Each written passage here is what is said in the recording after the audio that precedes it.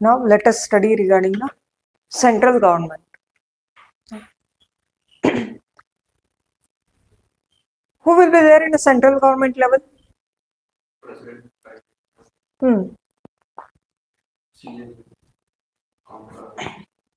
Then President, Vice President, Prime Minister, Council of Minister, Cabinet Ministers. Okay, and then at the central level there is a Supreme Court. Okay, that will be studying. Firstly, the chapter in the central government is the President. President is the first citizen of India. Whoever becomes the president, he or she will be the first president of India in the order of precedence. Okay, order of precedence anta ide. Really first is for president. Okay, second, third, fourth ee tara irutte. Okay, who comes the second one? Vice president.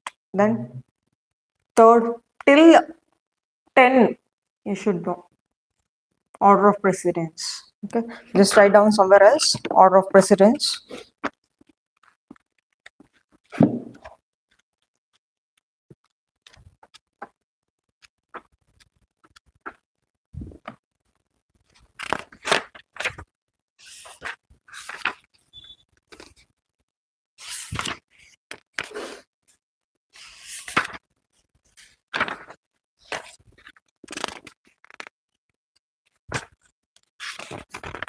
Just check the order of precedence.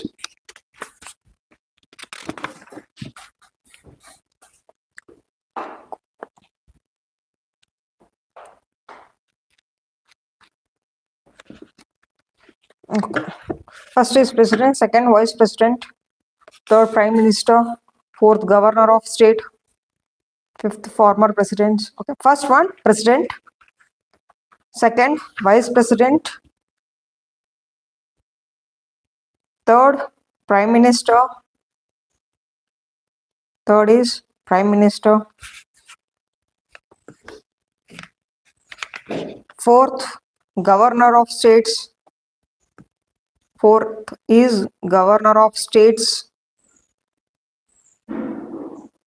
fifth former presidents, former presidents,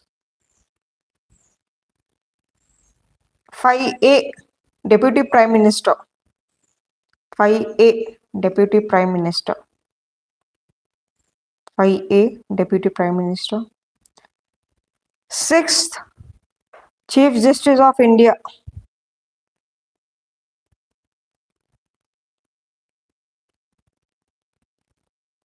comma speaker of Lok Sabha, speaker of Lok Sabha, seventh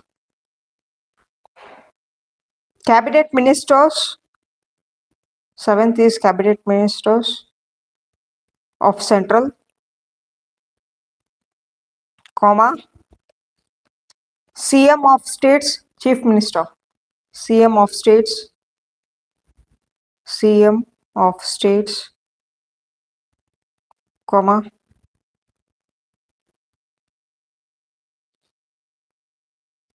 former PM,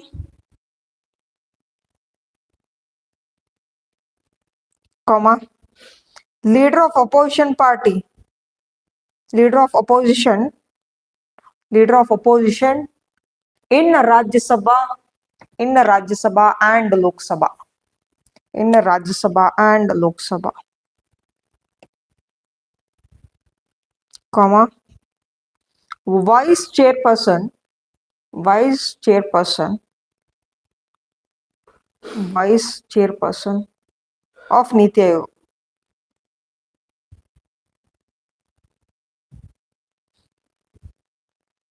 Next comes 7A. Just write down 7A. Holders of Bharat Ratna. Holders of Bharat Ratna.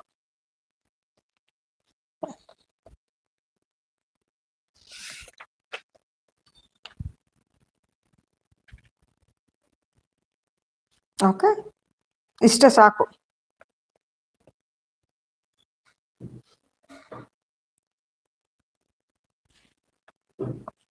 Order of precedence ನಲ್ಲಿ who will be the first one? President. The second, vice president. Third, prime minister. Fourth, governor of states. Fifth one, former president. Fifth, 5A, deputy prime minister. Okay. Chief Justice of India, Speaker of Lok Sabha is sixth one. Seven comes cabinet minister. Okay. Yes. Yes. Okay. Okay. 7A. Yes. Holders of Bharat Ratna. Now let us study the president. Who is the first citizen of India ಅಂತ ಹೇಳಿದ್ರೆ ಮತ್ತೆ ಇಂಡಿಯಾದಲ್ಲಿ ಯಾರು first ಹುಟ್ಟಿರ್ತಾರೆ ಅವ್ರು ಅಂತಲ್ಲ. Okay, students will answer like that also. Yesterday we have completed what? DPSP from article 36 to 51. Fundamental duties 51A. Next comes 52. President. Okay, let's study that. 52 to 78. Just write down 52 to 78.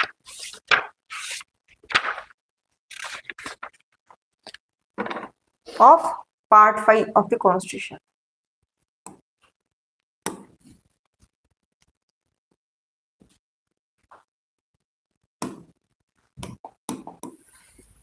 Article 51. Article 51 to 52 to 78 of part 5 of the Constitution. Part 5 of the Indian Constitution.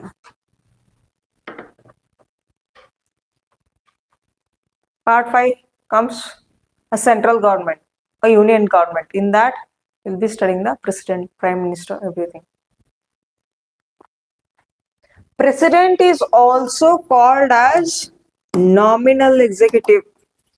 Nominal executive.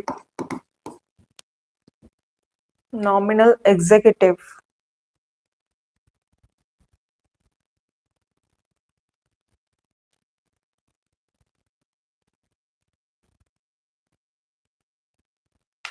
And also, he is the first citizen of India. And then he or she is also head of the state. Means the India, entire India. Just write down head of the Indian state. Head of the Indian state.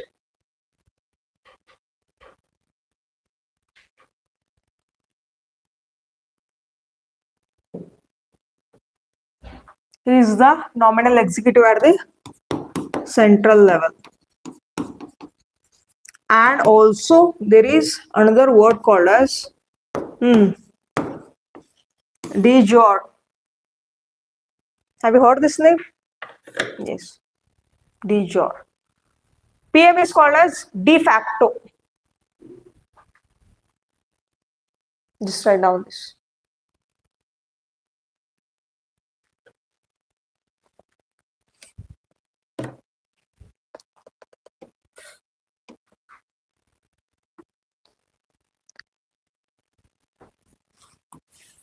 Who are the members of the Union Executive?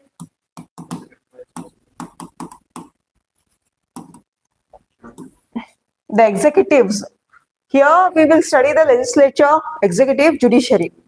The same in the executive also, the legislatures will be there. Not only the bureaucrats, not only the civil servants. There are central executives, state executives along with the bureaucrats. Let us study this. First, president, then vice president, next prime minister, then council of ministers and attorney general of India.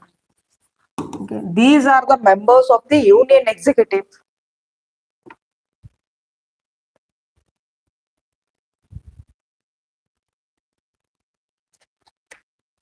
President, Vice President, Prime Minister, Council of Ministers, and Attorney General of India.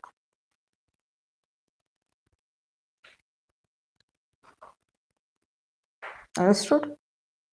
Okay. Have you written all this? Okay. Now, let's come to the election of the president. Okay. How the president will get elected and who are the voters for the president? The president is elected not directly by the people of India, but by whom? But by the representatives, Janapratinidhigalu. Okay. Let's study who are the electors and also let us study the electoral college along with that. See, the voters for the president election are the elected members of both the houses of parliament. That is Lok Sabha and Rajya Sabha MPs. Who are the voters? Lok Sabha and Rajya Sabha MPs. But these 12 nominated members will not vote.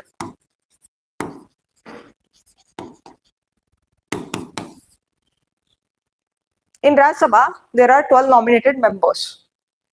Those 12 nominated members are not eligible for voting for presidential elections. Why so? Yes, they are directly nominated by the president. It shows that it might be a partiality. Okay, there will be no transparency, and those voters, so those 12 members, obviously they will vote for president election for the president itself. That's why those people are ineligible for voting. The 12 members. Next comes home the elect members of legislative assemblies of the state, all the MLAs of all the state.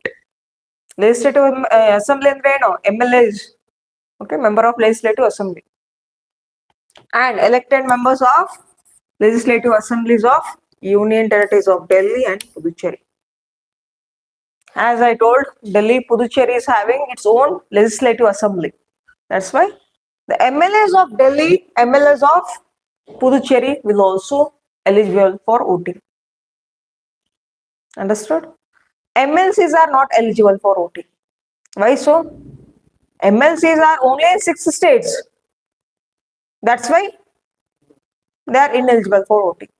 If they are in every state, if the MLCs are in every state, then they would have been eligible. Since the MLCs are not in every state, that's why they are ineligible for voting. Understood? Who are eligible for voting? Yeah. But the MLAs are not a MLCs. MLAs of all the state, MLAs of Delhi and Puducherry, not the MLCs.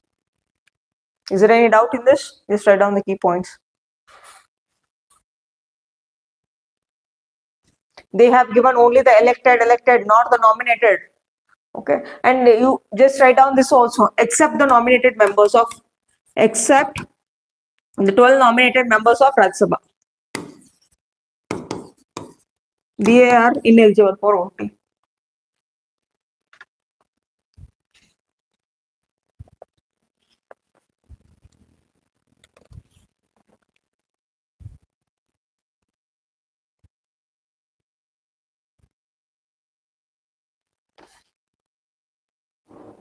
And also member of legislative council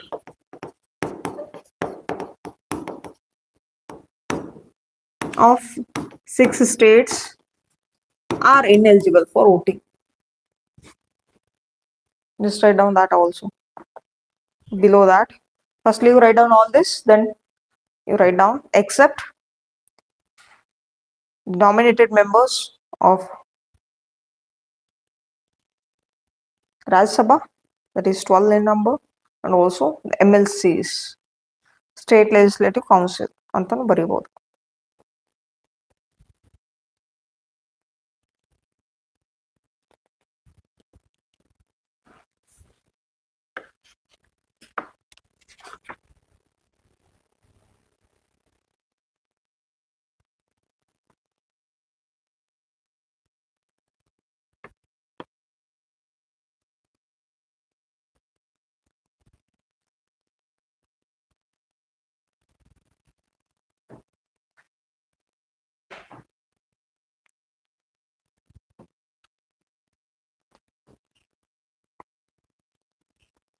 Finish?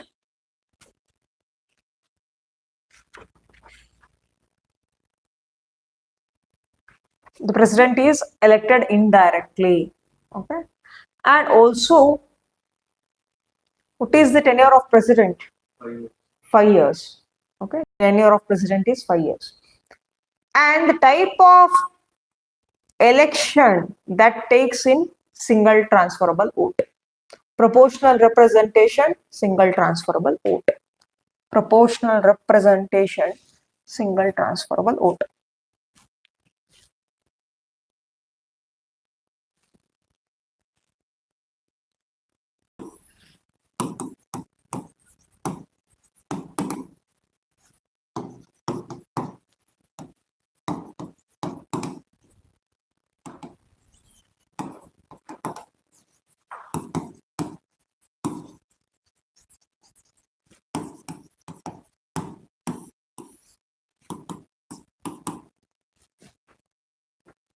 Proportional representation of single transferable vote.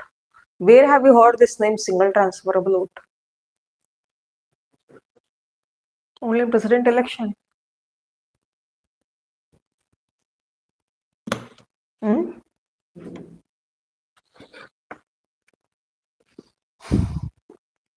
Previously, we have heard this.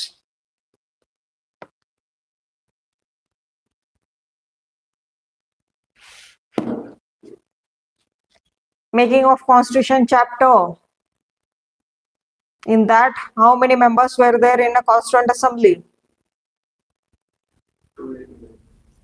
389. Out of 389, 296 members are elected by the British provinces. For them, the election will be taken place. That election will be in the form of single transferable vote. Okay, that method is used for president election, for vice president election, and for Rajya Sabha members. Understood?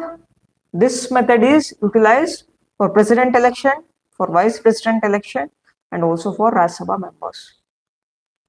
Let's study how it works. Usually, the candidates will be off. Okay, in practicality, I'm telling. Usually, for presidential election, 2 to 3 members will be candidates. 10-20 ಜನರ ನಿಂತ್ಕೊಳ್ಳಲ್ಲ, like the MLAs. Okay, for one constituency, how you will be seeing the candidates 10 in number, 12 in number, 15 in number. ಆ ತರ ಇಲ್ಲ ಅಲ್ಲಿ. Okay, one is from ruling party, one is from opposition party, one might be. Usually 90% only 2 candidates. Sometimes rarest of the rare case nalli 3 or 4 ಆಗಬಹುದು ಅಷ್ಟೇ. Okay, because it depends on the political party. If they didn't had any alliance, ಅವರವರೇ ಒಂದು political ಪಾರ್ಟಿಯಿಂದ president ನ ಒಂದು contest ಮಾಡಿಸ್ತಾರೆ. If they are in to the alliance, then ಏನಾಗ್ತದೆ? Only 2. One is from ruling party, one is from opposition party. The names will be given in the ballot paper. Ballot paper ಅಂತ ಇರುತ್ತೆ, not this kind of machineries. Okay, EVM machine ಅಲ್ಲ. In that ballot paper, the names will be mentioned and preferences will be mentioned. Okay.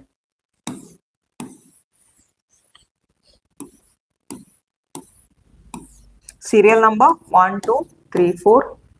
Name of the candidates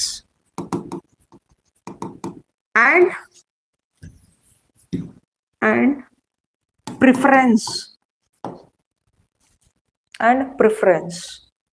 Okay, here name of the candidate. Let's take any of the names here.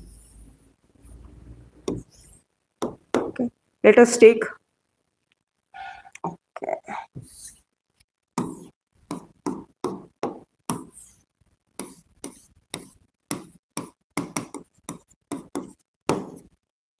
for president, let's take any of the number.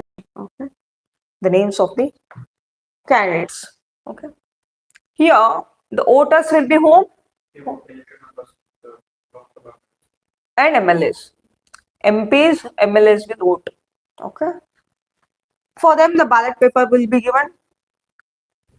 The pen is also given by the Election Commission of India. MLAs, MPs, ನಾವೇ ಒಂದು pen ತಗೊಂಡು ಹೋಗ್ತೀವಿ, ನಾವೇ ಮಾಡ್ತೀವಿ ಅಂದ್ರೆ that vote is invalid. Okay, recently they have brought this kind of method also. Okay, that kind of malpractice ಬೇಡ ಅಂತ ಹೇಳಿ. Okay, ಒಂದೇ ಪೆನ್ ಅದೇರಲ್ಲೇ ಏನು ಅಂತಂದ್ರೆ they should choose. Okay? And the voters will, the MLAs or MPs will give the preferences. Preferences means for these candidates they will give like this kind of preference. Okay, ಈ ತರ preference ಕೊಡ್ತಾರೆ. S ಇಂದ start ಆಗೋ ಒಂದು ಯಾವುದೋ ಒಂದು name ತಗೊಳ್ಳಿ. Okay, and for them if he or she thinks that this candidate is good, then they will give the preference 1, 2, 3 like that. These kind of voters will be MP and MLAs. And ಇದೇ ತರ the voters will start to vote. The same again ballot paper ಇರ್ತದೆ. Okay, and let us add here only. ನಿಮ್ಗೆ easy ಆಗ್ಲಿ ಅಂತ ಹೇಳಿ let me do one thing. Preference by the electors, elector A, B, C, ಇವರೆಲ್ಲ MPs ಗಳಂತ ತಿಳ್ಕೊಳ್ಳಿ. All these MPs are voting for presidents. These are president name, these are the voters name. What they will do, they will also, ನೀನ್ ಬರ್ತೀಯಾ, you will just give a preference like this. ನೀವು ಬರ್ತೀರಾ, and also will give a preference like this. And also again I will give preference like this. I will give, the other person will give the preference like this. Okay, now ee tara the voting will be taken place. Here the value of voting, the value of vote of one MLA is different, the value of MP's vote is different. Okay, all the value of vote will not be equal. If I have voted, it is not counted as one. Here it is having the different value. The MPs will be having different values, MLAs will be having different values. For that I will just teach you the formula. Okay, that is already given in the book, but this will not be asked in your question in mains or prelims. Rare case with president election ಬಗ್ಗೆ ಕೇಳೋದು, because it is very difficult and also that is not much important, but you should know what kind of election process that takes place. ಗೊತ್ತಿರ್ಬೇಕು ನಿಮ್ಗೆ, but this is not much important for your exam. Okay. And ಈ ತರ the value of voters will be there, and also think that again the same. Now the counting starts. Okay, here RST. R, how many of the first number he has got? 3. R has got preference of first number as 3. S ಎಷ್ಟು ತಗೊಂಡಿದ್ದಾರೆ? 2 ತಗೊಂಡಿದ್ದಾರೆ. ಮತ್ತೆ T 1. Okay, now the least value who has got, he will be eliminated. ಯಾಕಂದ್ರೆ ಇವ್ರು ಒಂದೇ ಸಿಕ್ಕಿದೆ, first preference ನೋಡಿ ಯಾರು ಜಾಸ್ತಿ ಕೊಟ್ಟೇ ಇಲ್ಲ, ಬರೀ ಒಬ್ಬರೇ ಕೊಟ್ಟಿದ್ದಾರೆ. ಓಕೆ, ಅದಕ್ಕೆ ಏನ್ ಮಾಡ್ತಾರೆ, he will be eliminated. Once it's eliminated, his votes, all these votes will be transferred for the upper candidates. Okay, ಇವರಿಗೆಲ್ಲ first preference. I have just calculated only for the first preference here. ಹೌದಾ? ಇವಾಗ he has got the least one, he will be eliminated. ಹೌದಾ, ಒಂದೇ ಸಿಕ್ಕಿದೆ first preference, he will be eliminated. Then comes the second preference. Okay, and second preference ಎಷ್ಟು ಕೊಟ್ಟಿದ್ದಾರೆ? See, wait, here first preference ಇಲ್ಲಿ ಕೊಟ್ಟಿದ್ದಾರೆ already, and second preference again ಎಷ್ಟು? Okay, wait, whoever have chosen the second one here, yaru, okay, here the second one, that will be counted. Here totally think that there are 10 voters, there are 10 voters. Okay, ಎಷ್ಟಾಗಿದೆ? 1, 3, 5, 6, okay, 6 voters ಅಂತ ತಗೊಳ್ಳೋಣ. Totally there are only 6 voters. 6 voters ಅಲ್ಲಿ first preference ನೀಡಿದವ್ರು ಎಷ್ಟು? ಒಂದೇ. Rest ಎಷ್ಟು ಉಳ್ದು? 5 voters. In that 5 voters, second preference ಯಾರಿಗೆ ಕೊಟ್ಟಿದ್ದಾರೆ? They will check. Who has given the second preference? The first preference ಕೊಟ್ಟಿದ್ದಾರೆ. That is okay. Now comes the second preference. This second preference, ಅದು ಯಾರಿಗೆ ಕೊಟ್ಟಿದ್ದಾರೆ? That will be transferred. All these 5 vote will be transferred. Okay, ಈ ತರ till it reaches the quota, that is more than 50%. They will calculate that this. In each step, he or she will be get eliminated. Okay, the quota is it should be no more than 50%. ಅಂದ್ರೆ ಅಷ್ಟು votes ಗಳು ಬೀಳ್ಬೇಕು. Okay, and this is not much important for your exam, but the voting takes place like this, the ballot paper. Okay, ಈಗ ಒಂದು ballot paper ಕೊಡ್ತಾರೆ, ಇನ್ನೊಬ್ರಿಗೆ ballot ಇದೋ paper, same concept ಈ ತರ ಕೊಟ್ಟಿರ್ತಾರೆ. They will count. Okay, just write down the value of vote of one MLA. The value of vote of an MLA. Value of vote of an MLA.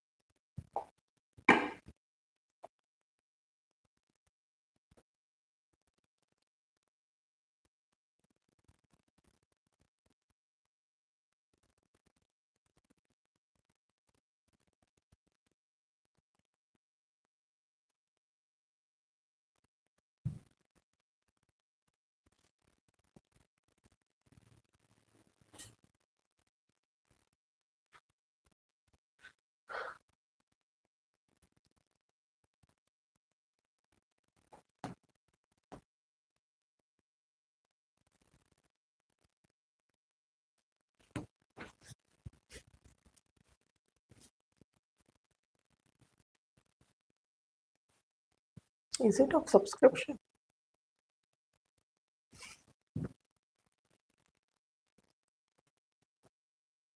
Can you see? See here. This is the value of one MLA. Okay, let me show you. In Andhra, there are 175 MLAs. And this is based on a population. That is total population of the state divided by the total number of elected members. The total population of Andhra divided by number of MLAs plus 1. That one value vote is 159. A value is the one MLA vote. A value will be 159. The same way for Arunachal, it is this one.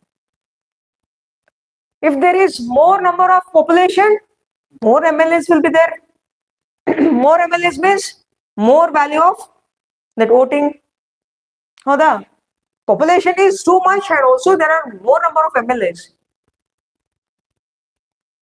Constituency will be created by based on a population. ಒಂದು ಕ್ಷೇತ್ರ, ಒಂದು ಮತಕ್ಷೇತ್ರ ಇರಬೇಕು ಅಂತಂದ್ರೆ totally that area will be calculated based on a population. If there is a dense population, more number of MLAs. Okay, then just come to the Karnataka. How many MLAs are there? 224. Okay, our population of 1971. Usually we take the census of 1971, not the 2011. Understood? Last target the previous 2011, but it will not be get counted. We have chosen the constitution. Sorry, the parliament have chosen the 1971 census. 1971 ನಲ್ಲಿ ಏನಿತ್ತಲ್ಲ population, that is called calculated. Okay, but during that time almost the northern side, southern side, the population was similar. But after 1971 there was family planning. Effectively in southern side of the India it was implemented effectively and there was less population in southern side. But in northern side, there was a huge population.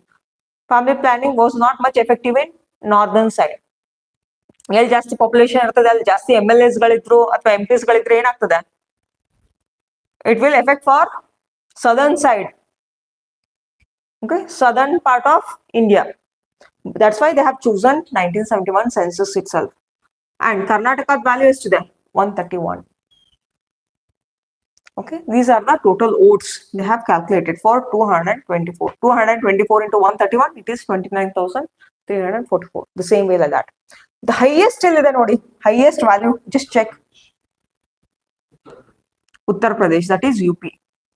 One MLA is having 208 value points. Least value nodi ellide, least is Sikkim. Understood? The value of MLA in Sikkim is just having only 7%.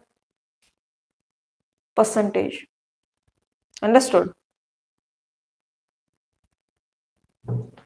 Okay, just calculate. 208 divided by 7. ಎಷ್ಟಾಗುತ್ತೆ? 208 divided by 7.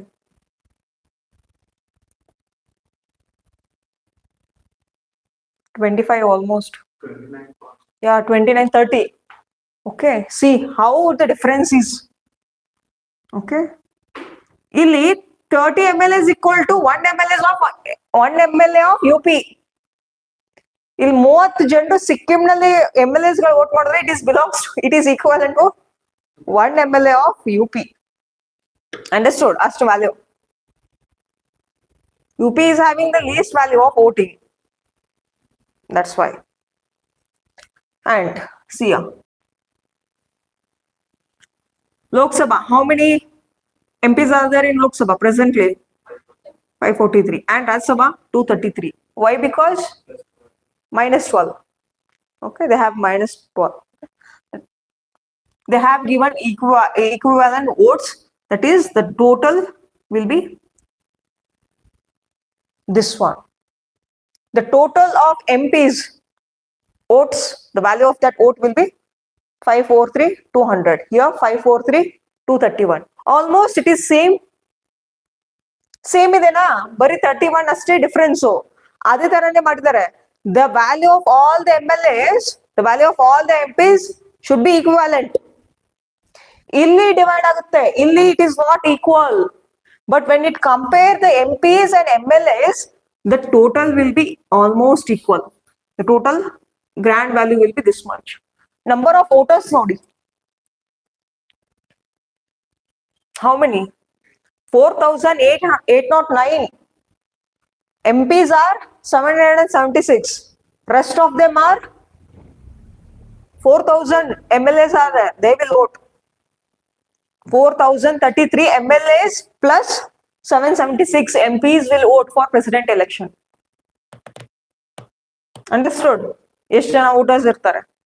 For them the ballot paper will be given. Have you understood this concept? Okay. Just write down only the important. Is Karnataka's? Just write down Karnataka's and Sikkim, UP, and this one. Write down that.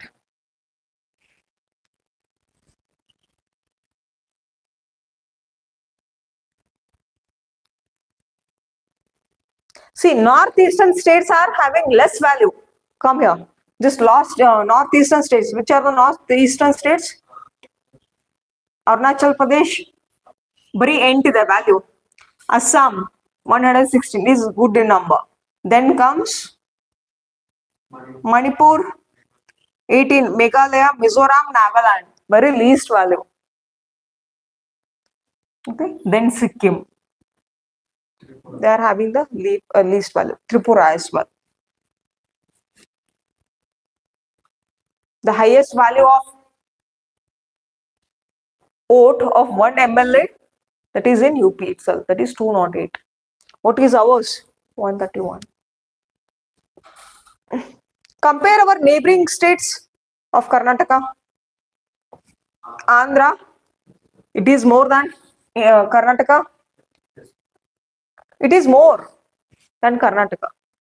Next, Kerala, it is also more. Howda? Kerala is also more. Maharashtra, that is also more. Then Telangana, 132. Ours is 131. It is also more. Tamil Nadu, it is also more. Understood? How the value will be counted? That's the total population of that state divided by the MLAs. Okay, take the population of that state, divide these kind of MLAs. MLAs, 140 MLAs are there. Okay, Gitara. Just write down the formula. Value of vote of an MLA. Just write down. Value of vote of an MLA. Value of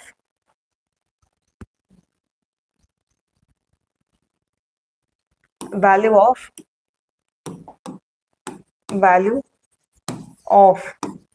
vote of an MLA is equal to total population of the state. Total population of the state. Just write down the formula. Value of vote of an MLA equal to total population of the state divided by total number of elected members. Total number of elected members in the state legislative assembly. In the state legislative assembly. In the state legislative assembly into divided by 1000. Into divided by 1000.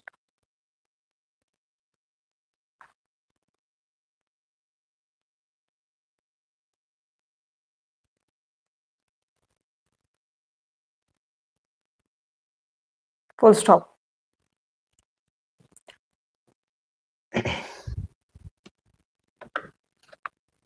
Next, value of vote of an MP. Write down the MPs now. Value of vote of an MP. Value of vote of an MP.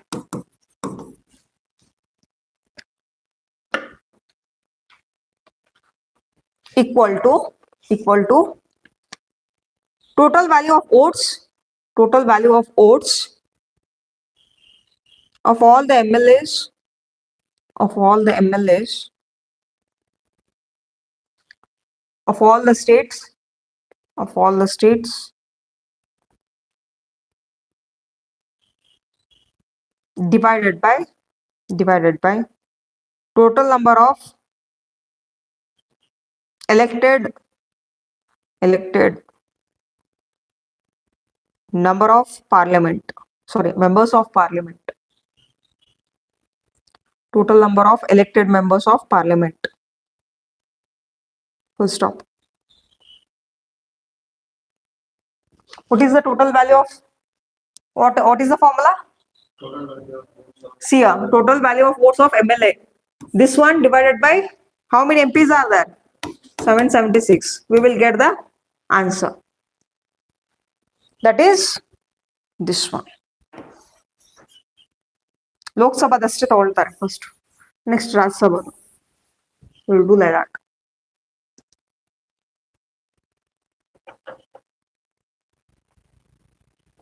Total will be 700. Or else divided by 700. Sorry, divided by 776. Divided by 776. 700? Yes. The value of 1 MP is 700. Value of 1 MP is 700.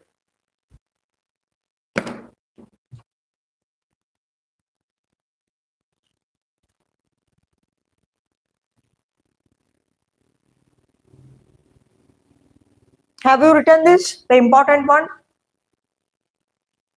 Karnataka's, Sikkim, UP, and value of these votes. Just write down this. This is important.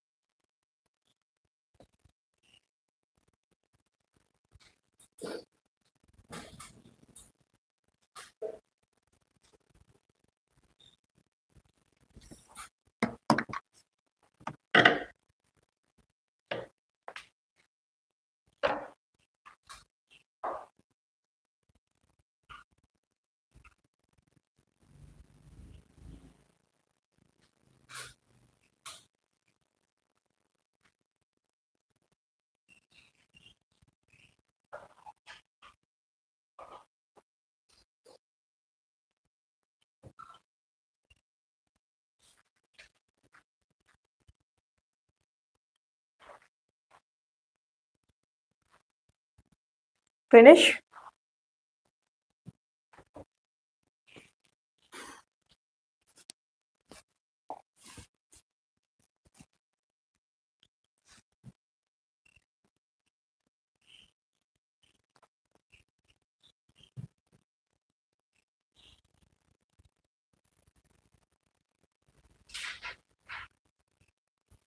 Next comes, okay, just write down the electoral quota. Electoral quota, the formula for electoral quota. Electoral quota equal to electoral quota equal to electoral quota equal to total number of valid votes polled, total number of valid votes polled, total number of valid votes polled divided by 2, divided by 2. Okay, and in front of that write down plus 1, plus 1.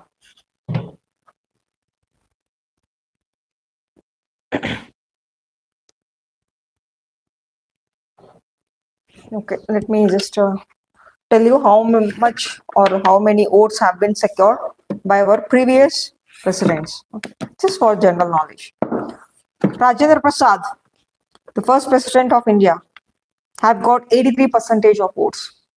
Minimum should be 50 plus 1, 50% plus 1. Okay, and the next time when he became the president, the second term, Abaga 99.35%.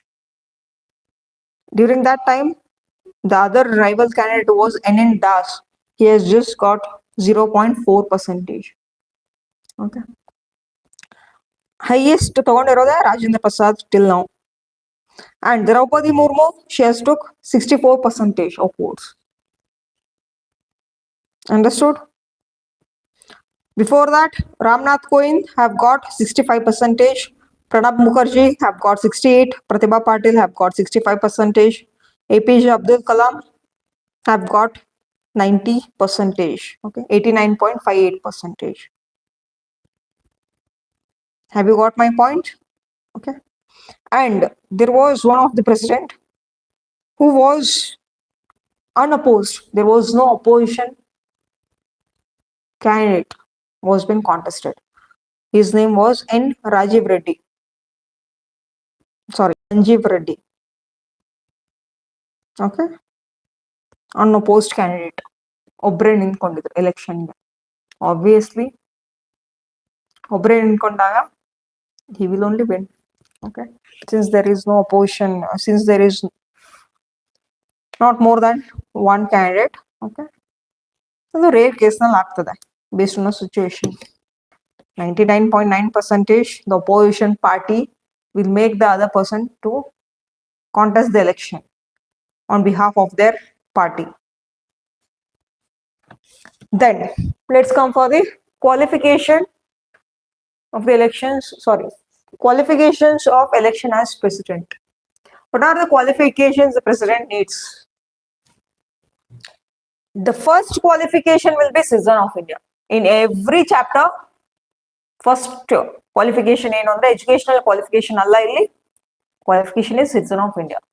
ನೀವು MLA ಆಗ್ಬೇಕು, MP ಆಗ್ಬೇಕು, PM ಆಗ್ಬೇಕು, ಏನೇ ಆಗ್ಬೇಕಂದ್ರೂ ಕೂಡ you should be first citizen of India. First qualification. Next comes the your age. That is, he or she should be completed 35 years of age. Understood? Next, he should be qualified for elections as a member of Lok Sabha. He should be qualified to become what? Member of Lok Sabha. Next, he should not hold any office of profit under the central government, state government, or any local authority. Andre, in order to become the president of India, before administering as a president, before taking an oath, okay, he or she should resign from the previous offices. Draupadi Murmu was the governor of state. ಅಲ್ಲಿ governor ಆಗಿನೋ ಇಲ್ಲಿ president ಆಗಿನೋ ಎರಡೂ ನಿಭಾಯಿಸ್ಲಿಕ್ಕೆ ಆಗೋದಿಲ್ಲ. Okay, while she is discharging her duty as a president, before that she should resign from the old post anta heli. That is called as office of profit. Office of profit here means one person should not have more than not more than one designation. Only designation ಇರಬೇಕು. Okay. The next one, sitting president, vice president of union, governor of any states, minister of union or the state is not deemed to hold any office of profit and hence qualified to become the president candidate. Who can become the president candidate? Not me and you. Who will become? Sitting president. ಯಾರು ಇರ್ತಾರೋ they are eligible for next election. Or whoever is the vice president of India, they are eligible for becoming the president. ಮತ್ತೆ ಯಾರು? Governor of any state. His Draupadi Murmu was the governor. She was the governor. Next, minister of union, not the MP. MP ಕಿನ ಜಾಸ್ತಿ post ಯಾವುದು? Minister post of union or a state. ಅವರು okay, they are eligible for becoming the president in India, not the normal public person. ಯಾರೋ ನಿಂತ್ಕೊಳ್ಳಕ್ಕೆ ಆಗೋದಿಲ್ಲ, contest ಮಾಡ್ಲಿಕ್ಕೆ eligible ಇಲ್ಲ. Okay, at least you should be this one, not even the MLAs. MLAs ಆಗಿ minister of state ಆಗಿದ್ರು ಅಂದ್ರೆ they are eligible. MP ಆಗಿ ಅವರು minister of union ಆಗಿದ್ರು ಅಂದ್ರೆ ದೇ ಆರ್ ಎಲಿಜಿಬಲ್. ಬರೀ MLA ಆಗ್ತೀನಿ, ನಾನು ಪ್ರೆಸಿಡೆಂಟ್ ಆಗ್ಬಿಡ್ತೀನಿ ಡೈರೆಕ್ಟ್ ಆಗಿ, ನೋ. MLC ಆಗ್ತೀನಿ ಆಮೇಲೆ ಪ್ರೆಸಿಡೆಂಟ್ ಆಗ್ತೀನಿ, no. At least the minimum qualification should be minister for these people. Understood? Movies ನಲ್ಲಿ ತೋರಿಸ್ತಾರೆ ನೋಡಿ, ಒಂದೇ ದಿನದಲ್ಲಿ ಪ್ರೆಸಿಡೆಂಟ್ ಆಗ್ಬಿಡ್ತಾರಂತೆ, ಒಂದೇ ದಿನದಲ್ಲಿ CM ಆಗ್ಬಿಡ್ತಾರಂತೆ. ಹೌದಾ? ನಾಯಕ್ ಅಂತ ಹೇಳಿದ್ದ movie is there in Hindi. Have you seen that? Anil Kumar's movie. ನಾನು ಒಂದು ದಿನ CM ಆದ್ರೆ ನಾನು ಅದನ್ನ ಚೇಂಜ್ ಮಾಡ್ತೀನಿ. It's highly impossible.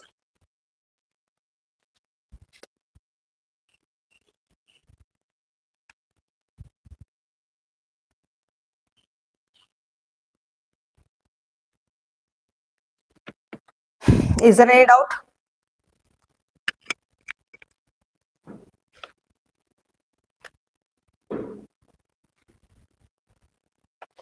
No doubt. You can write it in your keywords. This is very important.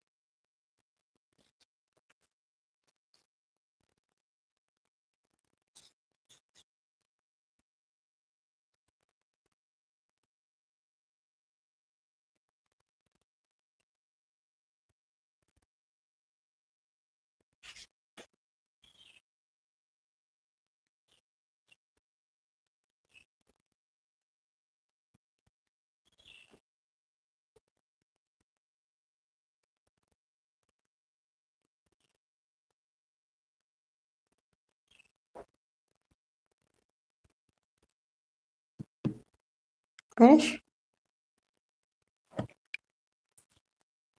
Next.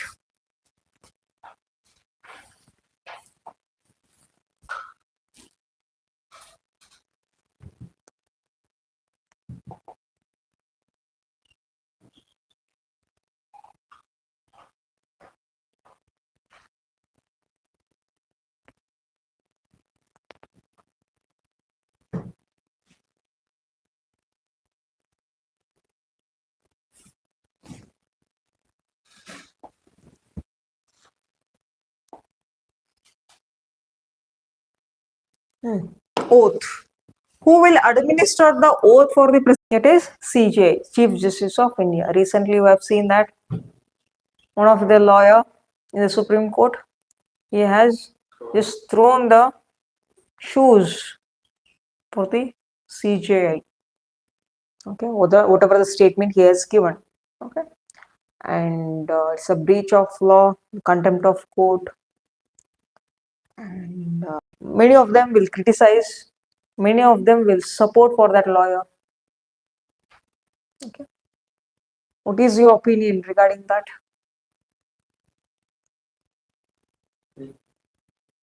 Against the law. Okay, throwing the shoes is against the constitution, but condemning the God, isn't it the What the court is. You can only ask for God. Mm. To be patient means an answer.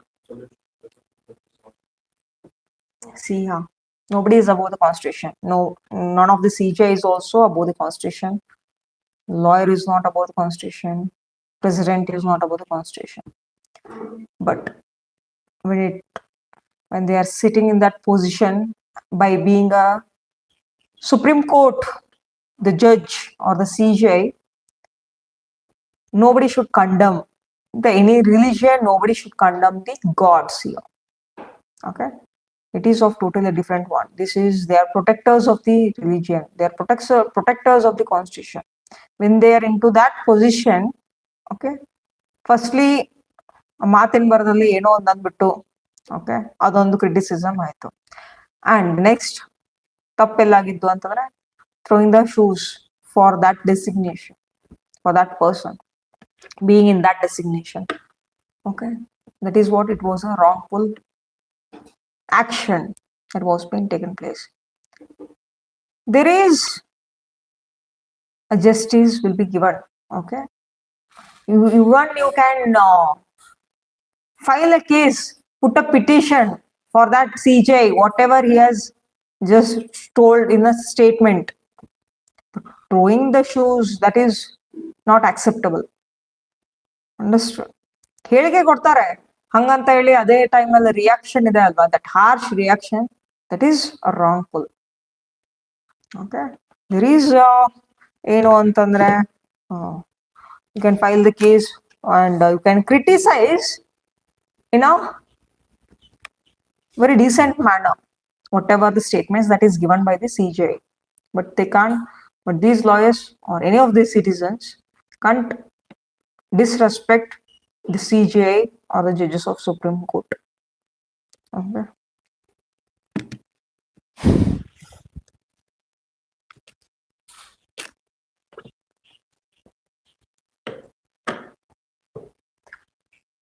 For a president, who will administer the oath? CJI. Okay, Chief Justice of India. Chief Justice of India. Mukhya Nyayadhisharu. In his absence, the senior most judge of the Supreme Court available. Okay, if the CJI is absent, then senior most judge will administer the oath for the President of India. Senior most judge in the experience or in the.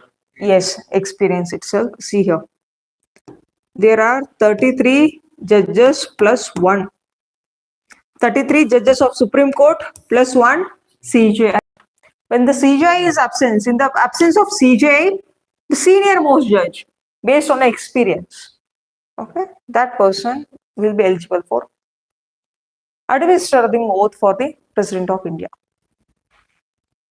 Understood.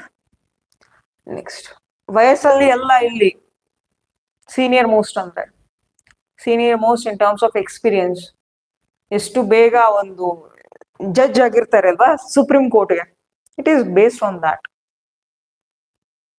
Okay, the early age which that person enters into the judge seat, that is called as experience. Yeah, senior most judge.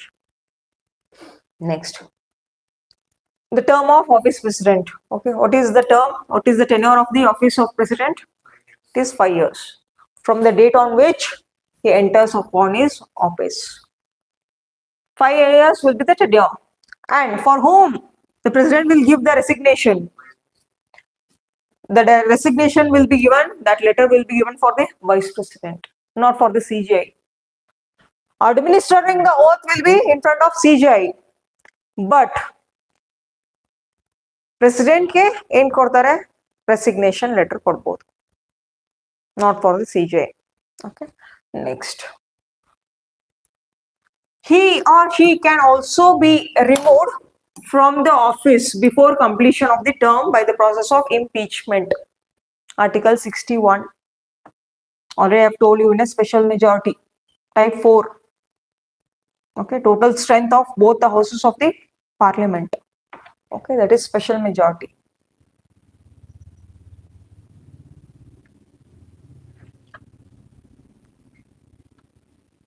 Okay, already have discussed that, just go through the videos again. Okay, impeachment of president, article 61. Then the president can hold the office beyond the term of 5 years until his successor assumes the charge. What is the tenure here? Yes, 5 years. Think in that case, in that 5th year, election was not taken place due to some various reason. COVID ಅಂತ ಆಗಿರ್ಬೋದು, ಅಥವಾ ಏನೋ ಒಂದು reason ಇಂದ election postponed ಆಯ್ತು ಅಂತ ತಿಳ್ಕೊಳ್ಳಿ. Even though the president are eligible and they can work beyond the 5 years as well. ಇನ್ನೊಬ್ಬರಲ್ಲಿ ಬಂದು ಕೂತ್ಕೊಳ್ಳೋವರೆಗೂ ಅವ್ರು ಇರ್ಬೋದು ಆ ಒಂದು ಸೀಟಲ್ಲಿ. ಅಂಡರ್ಸ್ಟುಡ್? ಬರೀ 5 years ಅಂದ್ರೆ ಎಕ್ಸಾಕ್ಟ್ಲಿ 5 years ಅಂತ ಇರಲ್ಲ, it might be beyond also. Usually 95% the election will takes place after 4 years, 8 months or 4 years, 7 months ಗೆ ಎಲೆಕ್ಷನ್ ಎಲ್ಲ ಆಗಿರುತ್ತೆ. ಓಕೆ, 4 years 10 months ವರ್ಗು, within 2 months before, 2 months before elections ಎಲ್ಲ ಆಗೋಗಿರುತ್ತೆ. ಅವ್ರದ್ದು ಇನ್ನೇನು ಮುಗಿಯಕ್ ಬಂದಿದೆ ಟರ್ಮ್ ಅಂದಾಗ. 5 years ಮುಗಿದಾದ್ಮೇಲೆ ಎಲೆಕ್ಷನ್ ಕಂಡಕ್ಟ್ ಮಾಡಲ್ಲ, 5 years ಇನ್ನೇನು ಮುಗಿತಾ ಬರ್ತಾ ಇದೆ ಅಂದಾಗಲೇ ಎಲೆಕ್ಷನ್ಸ್ ಕಂಡಕ್ಟ್ ಮಾಡಿರ್ತಾರೆ. Understood? And the President of India is eligible for re-election to that office. Once 5 ವರ್ಷ ಆದ್ಮೇಲೆ next time also they are eligible. Okay. Then comes here, very important. He may be elected for any number of terms. It is not like only 1 term or 2 terms, 3 terms. Any number of terms, that person can become the President of India. Understood? Next, usually president ಆಗೋದು practicality ಹೇಳ್ತಾ ಇದ್ದೀನಿ, it is after 60-65 years itself minimum. ಇಲ್ಲಿ ಕೊಟ್ಟಿದ್ದಾರೆ 35 years ಅಂತ ಹೇಳಿ, but ಆ 35 years ಯಾರೋ president ಆಗಿಲ್ಲ ಇಲ್ಲಿವರೆಗೂ. Understood? Practicality is different, but constitution has given certain norms.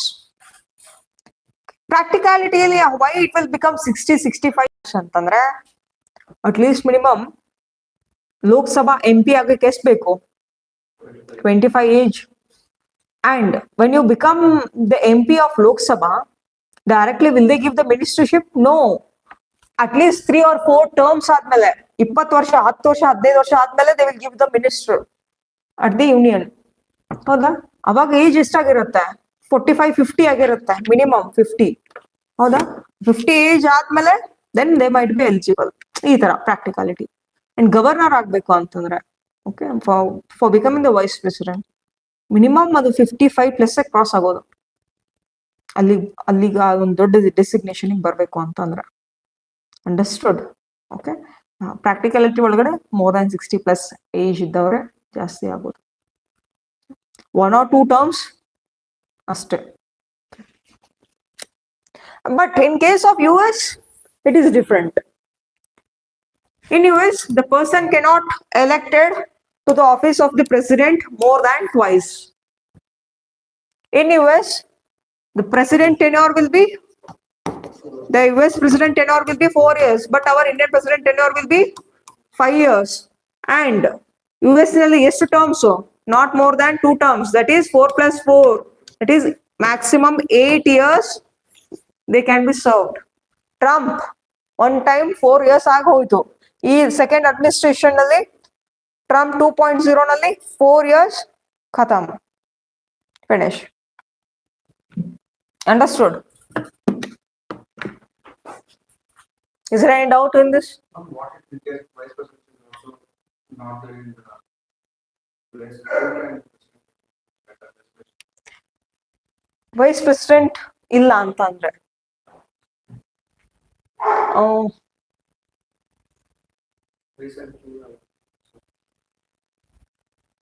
recently there was no vice president.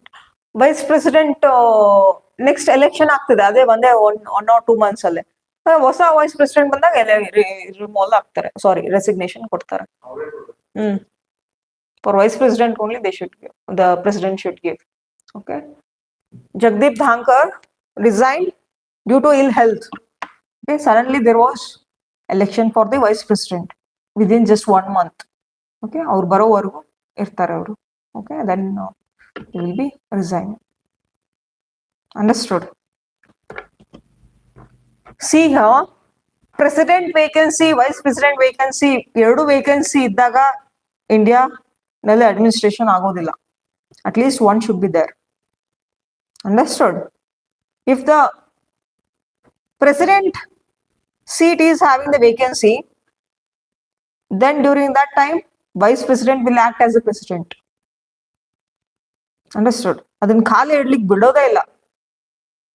If the president is absent due to various reasons, who will be taking the charge?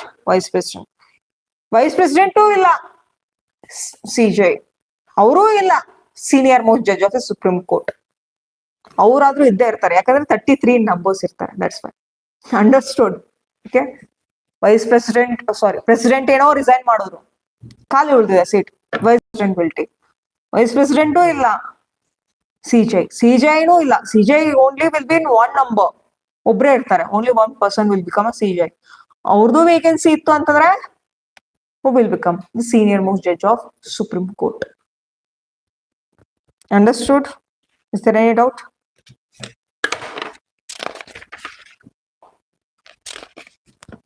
Just write down the keywords of this.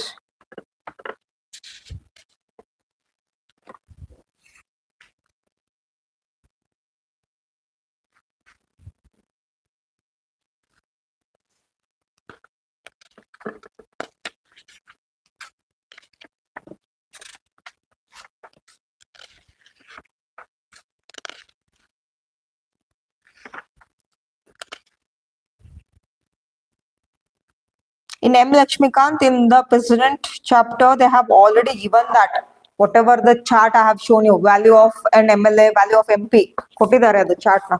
Okay, you can just study now. I'm teaching M. Lakshmikant itself. Okay, it will be easy for you to understand.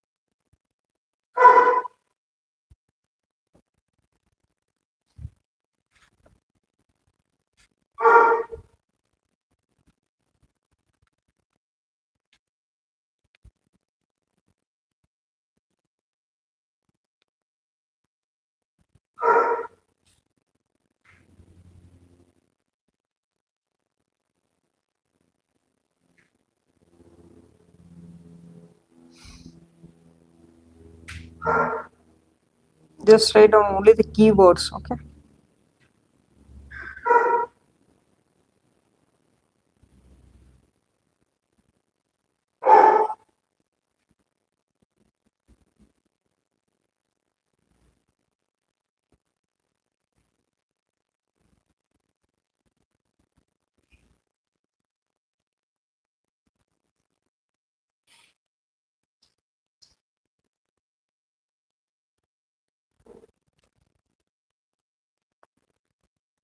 Finish?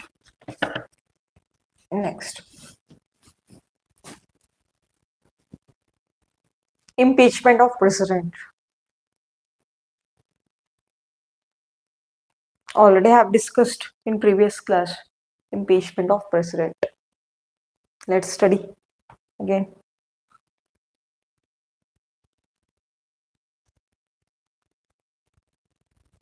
Just concentrate here. Don't write. Impeachment of president. The impeachment charges will be initiated in either house of parliament, that is in Lok Sabha or Rajya Sabha. Okay. The impeachment charges can be initiated in either house of the parliament. These charges should be signed by 1/4 members of the house. In 543 divided by 1/4 or 245 divided by 1/4. Okay. And 14 days notice should be given to the president. ಅವ್ರಿಗೆ ಗೊತ್ತಬೇಕು ಏನಾಗ್ತಾ ಇದೆ parliament ಅಲ್ಲಿ ಅಂತ ಹೇಳಿ, impeachment ನಡೀತಾ ಇದೆ ನನ್ನ ವಿರುದ್ಧ ಅಂತ ಹೇಳಿ, ಗೊತ್ತಿಲ್ಲದೆ ಹಂಗೆ ರಿಮೂವ್ ಮಾಡೋದಲ್ಲ. Okay. Then after the impeachment resolution is passed by the majority of 2/3 of the total number of that house, it is sent to the another house.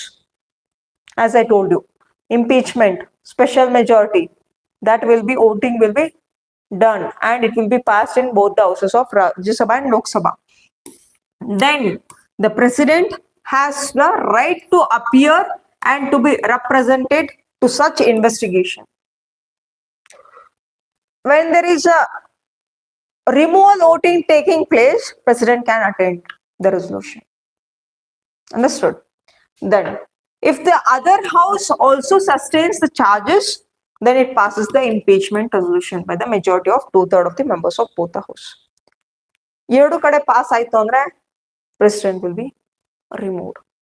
First ಏನಿದೆ, impeachment charges can be initiated in either of the house. 1/4 of the people should sign to take it to the next process. Okay. Then prior notice should be given. 14 days prior notice will be given. Then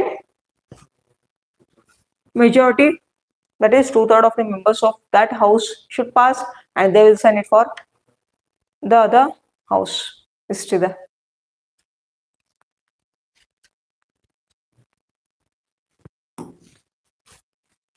Next, vacancy in the president's office. That is removal process, impeachment process. This is yavado? Vacancy. Okay, as I told you, why the vacancy will be occurring? What might be the reason? Yes, when the vacancy of the office, the vacancy of the president's office will be of different reasons. That president can be resigning or else removal, that is death, and also otherwise ill health otherwise. Then who will be acting as the president? Vice president acts as the president until the new president is elected. Understood?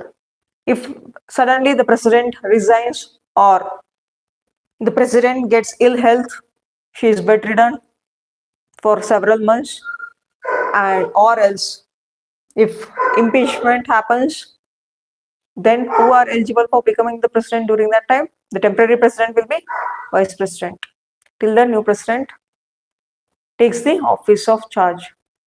Next, further, the sitting president is unable to discharge his functions due to the absence. The same one, absence or ill health ಆಗಿರಬಹುದು.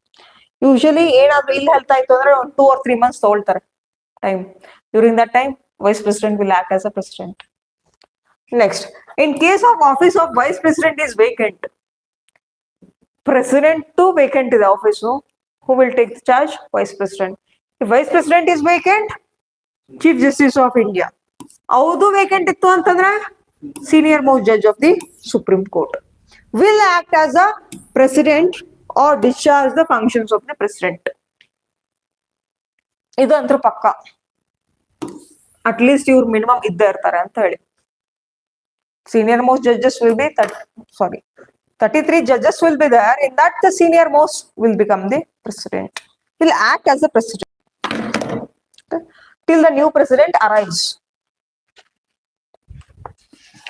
ಈ ತರ ಆಗಿದೆ ಮುಂಚೆ. Do you know the name of that person? Okay. Just Google. Which is the senior most judge of the Supreme Court has become the vice president. Sorry, has been the president.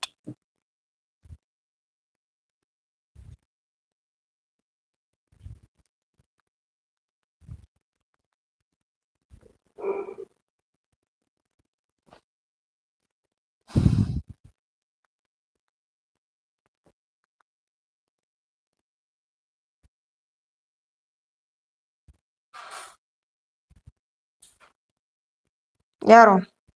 Mohammed Hidayatullah.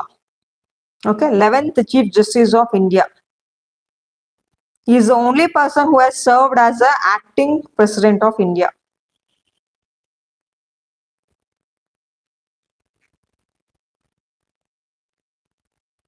In that first instance, the president Zakir Hussain was passed away and vice president Baby Giri began serving as the president, but later he got resigned. Adu vacancy aitu. And then when there is a vacancy of president and vice president post, Justice Hidayatullah have become the chief justice. Sorry, he has acted as a president.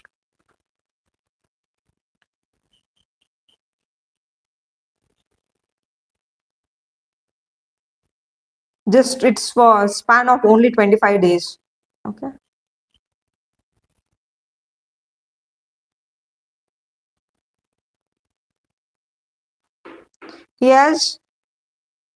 He served for 2 times as the president, acting president.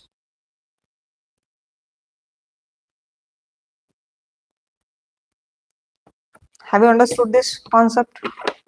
Okay, next. Are you writing the notes in a home or not? Have I sent you the notes? Okay. Yesterday's notes on ಕಳಿಸಿಲ್ಲ ಅಂತ ಅನ್ಸುತ್ತೆ. That notes I will send you today. And that and this one. Next one. Powers and functions of the president. Powers and functions of the president. Which are the powers and functions of the president? One is executive, legislative powers, financial power, judicial.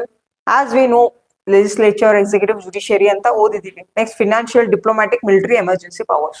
We should study this one. Okay. First one, just put the heading executive power. Executive power.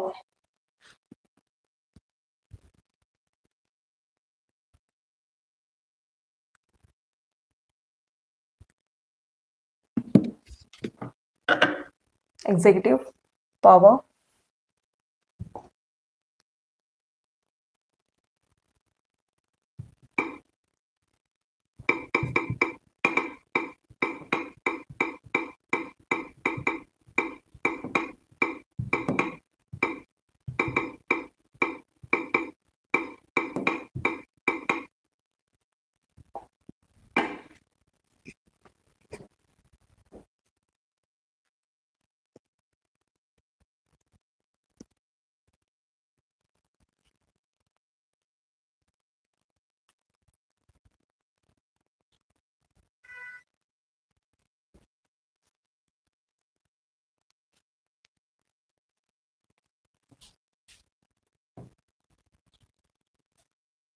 See.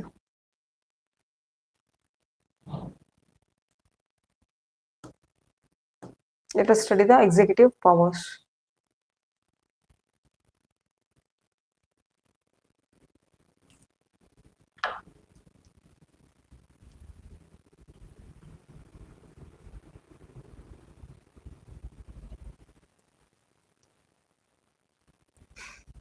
executive power, that is Article 53.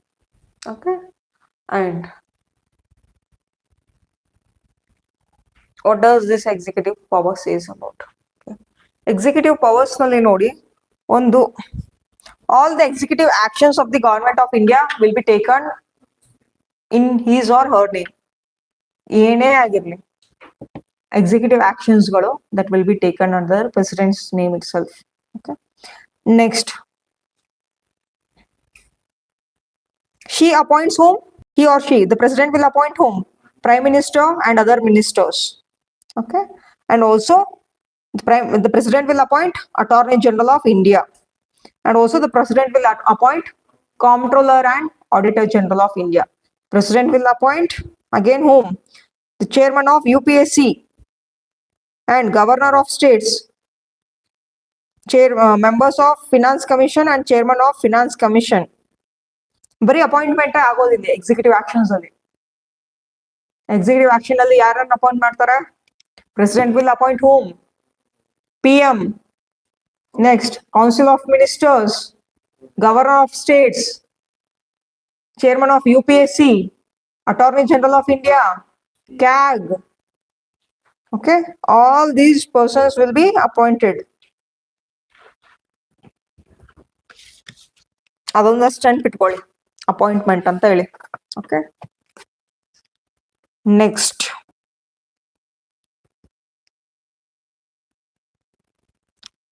President directly administer the union territories through administrators appointed by him.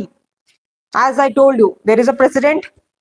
President will appoint whom? Lieutenant governor or the administrator or the commissioner for the union territories. Those are people are like agents for the president. In order to run the union territory, that will be under the hands of administrator. Administrator should be responsible for the president.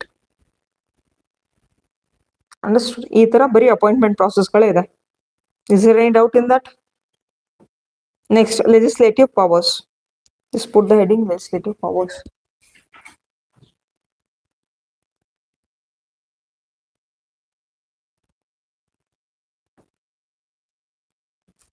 Legislative powers.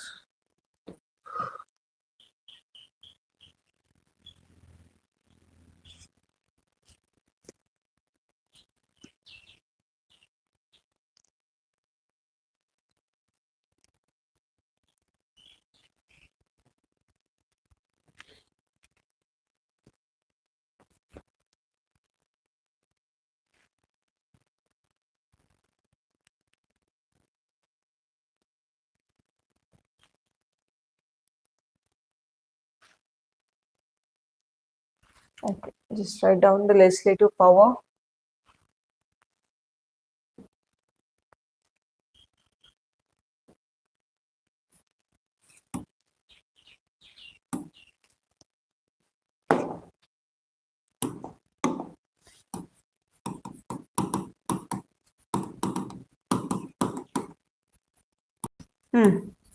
First point. President can summon or prorogue the parliament and dissolve the Lok Sabha. President can summon or prorogue the parliament. Summon ಅಂದ್ರೆ ಕರೆಸಿಕೊಳ್ಳುವುದು, prorogue ಅಂದ್ರೆ stop ಮಾಡೋದು. Parliament ಅಲ್ಲೇ ಆಗುವಂತ sessions ಗಳನ್ನ. Okay. President can summon whom? The MPs of Lok Sabha, MPs of Rajya Sabha. President can summon, just write down, can summon or prorogue the parliament. Prorogue the parliament and dissolve the Lok Sabha. Lok Sabha will be dissolved by whom? By the president. Full stop. And next, president can also summon whom? Summon for joint sitting in the parliament. President can summon for the joint sitting in the parliament.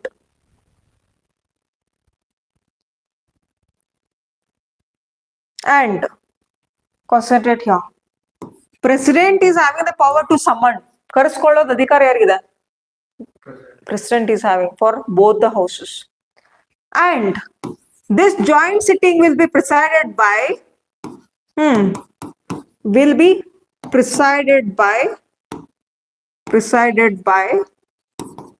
the Speaker of Lok Sabha. Very important. Concentrate here. A notice ಅನ್ನ ಕಳಿಸೋದು, summons ಅಂದ್ರೆ ಕರೆಸಿಕೊಳ್ಳೋದು. ಆ notice ಅನ್ನು ಕಳಿಸೋದು ಯಾರು? President for the joint sitting. But totally that sessions will be conducted by whom? The joint sitting sessions will be conducted by whom?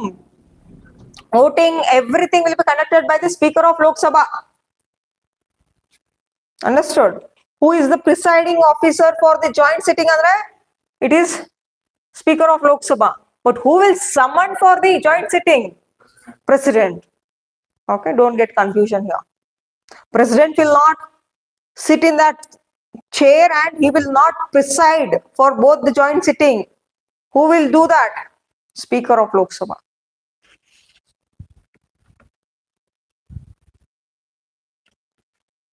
Next, third one.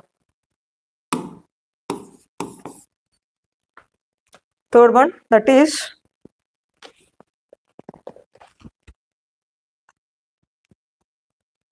President can address the Parliament at the commencement of the first session after the general election. Okay.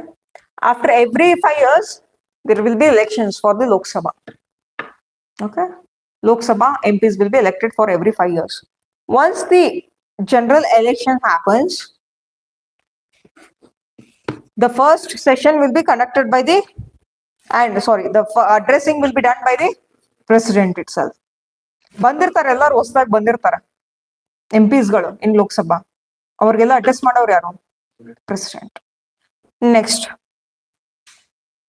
and also the first session of the each year,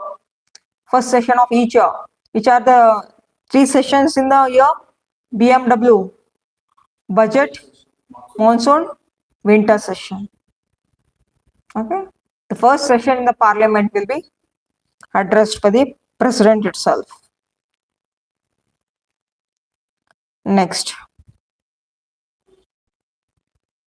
the President can send messages to the House of the Parliament, whether with respect to the bill pending in the Parliament. Whichever the bills are pending in the Parliament, that message will be sent by whom? President. Next one.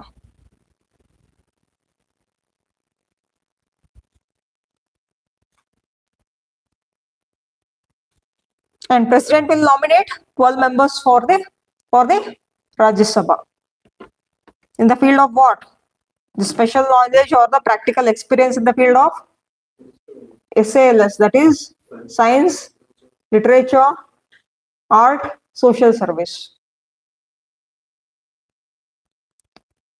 Next,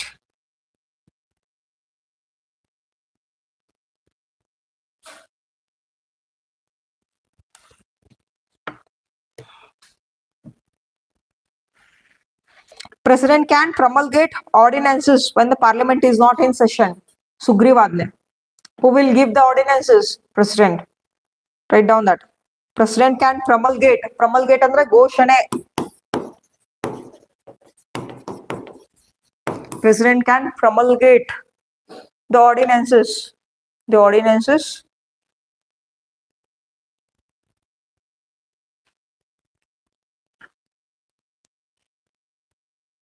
And the Parliament is not in session.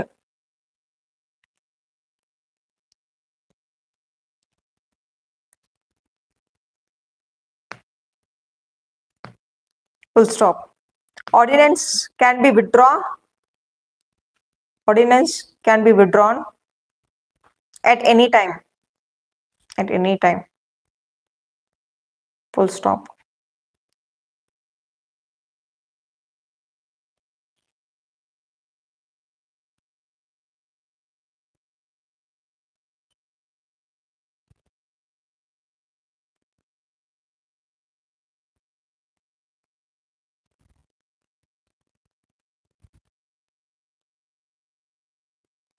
And President lays the report to the, report of the President will see here, just concentrate. The reports given by the constitutional bodies like CAG, Attorney General of India, CAG ಆಗಿರಲಿ, UPSC ಆಗಿರಲಿ, Finance Commission ಆಗಿರಲಿ, these reports will be provided annually. That reports will be laid in front of the President. The President will cross-check that and President will reject some of the recommendations given in that report. And President should lay down that report in front of both houses of Parliament. And President should answer that why he has rejected these kinds of the clauses that has been mentioned in the report, the points that has been added in the report. Understood? Every year in ಮಾಡ್ತಾರೆ, CAG ಆಗಿರಲಿ, Finance Minister ಆಗಿರಲಿ, all the other departments will lay down the report. What are the measures should be taken? What are the challenges we are facing? Okay, and what are kind of laws that the Parliament can bring? All will be laid as a report in front of the President. President might accept some of the clauses in that. President may not accept some of the clauses in that. Whichever that is unacceptable or whichever that is not accepted by the President, for that the President should answer in the Parliament. That's it. Is there any doubt? No. Next.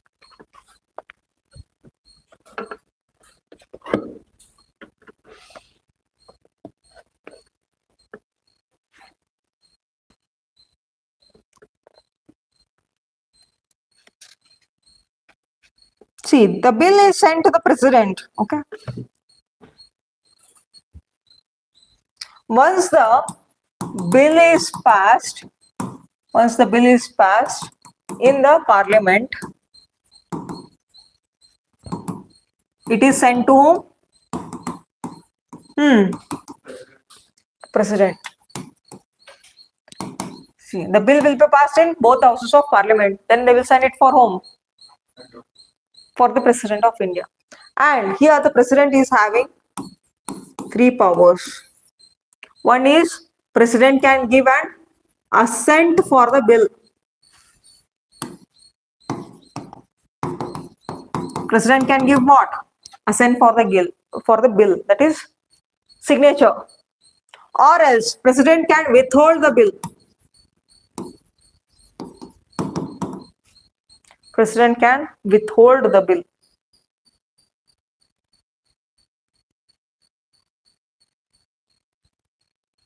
But recently, the Supreme Court has given the instruction.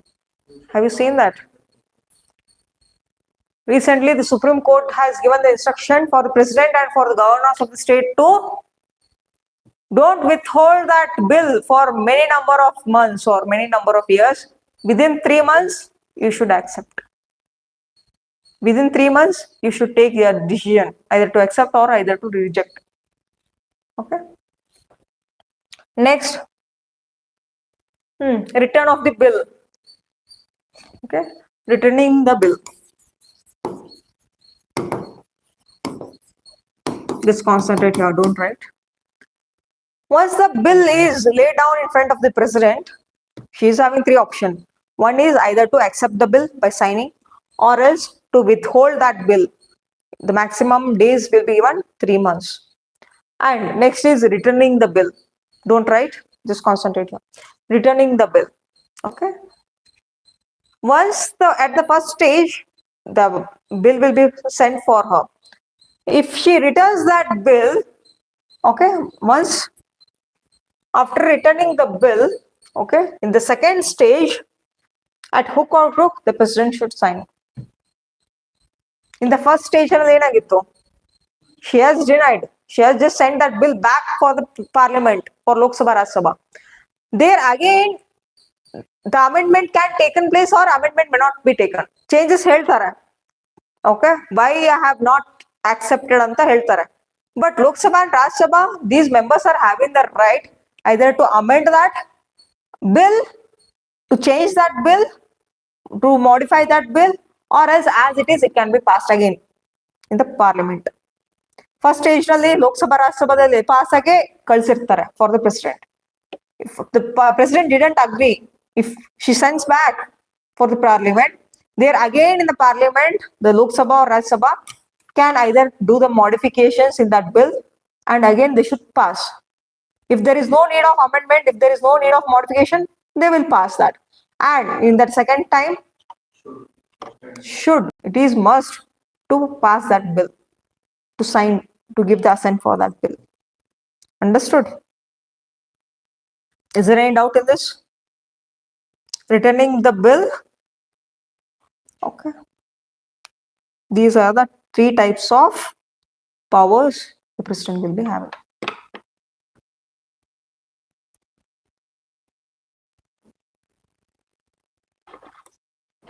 Returning the bill, then the Lok Sabha or Rajya Sabha can amend the bill or may not, and again should be passed in both the houses,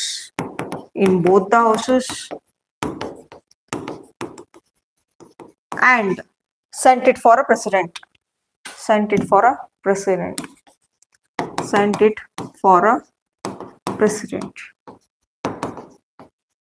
Now president should give an assent. Now the president should give an assent. Withhold ಮಾಡಕ್ಕಾಗಲ್ಲ, assent ಕೊಡ್ಲೇಬೇಕು.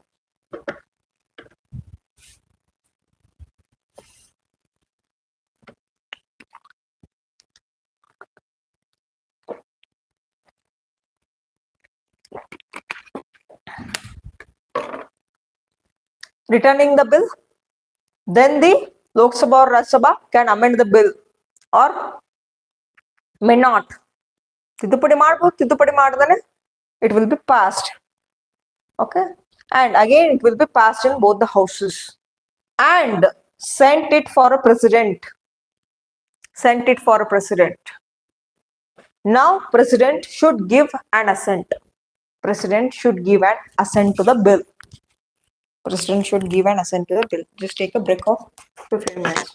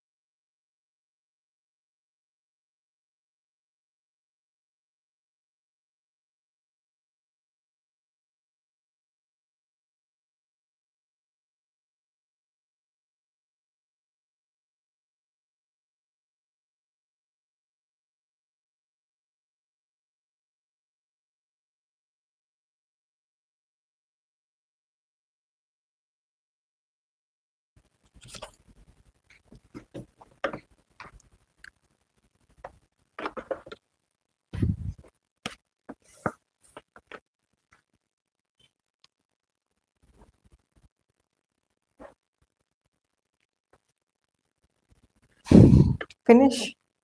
Next comes the financial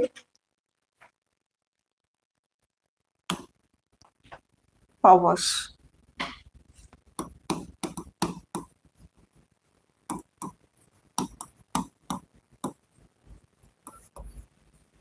Next comes the financial powers. Okay. Let us study that. Financial powers, we are having the money bill. Which are the 4 types of bills we are having?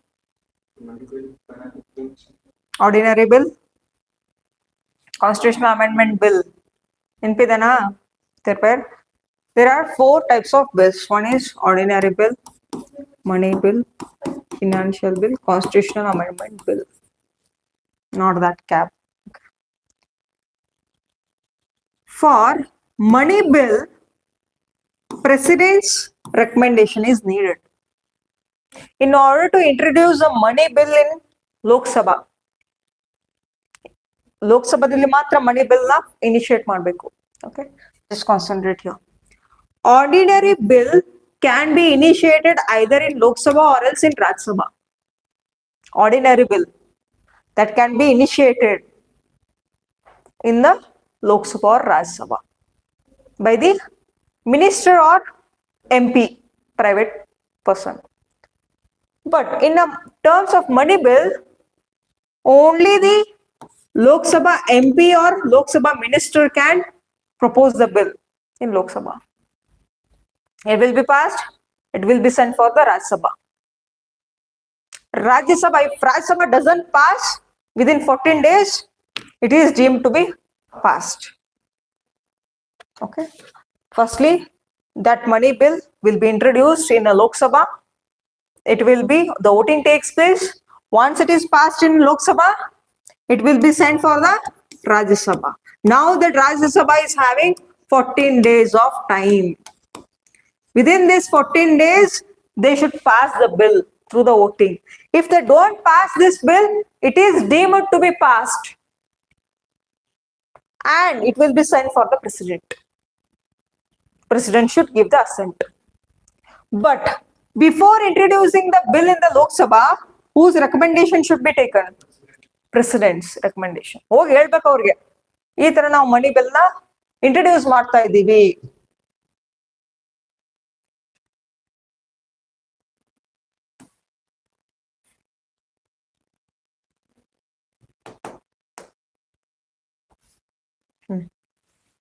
This kind of money bill we are introducing in the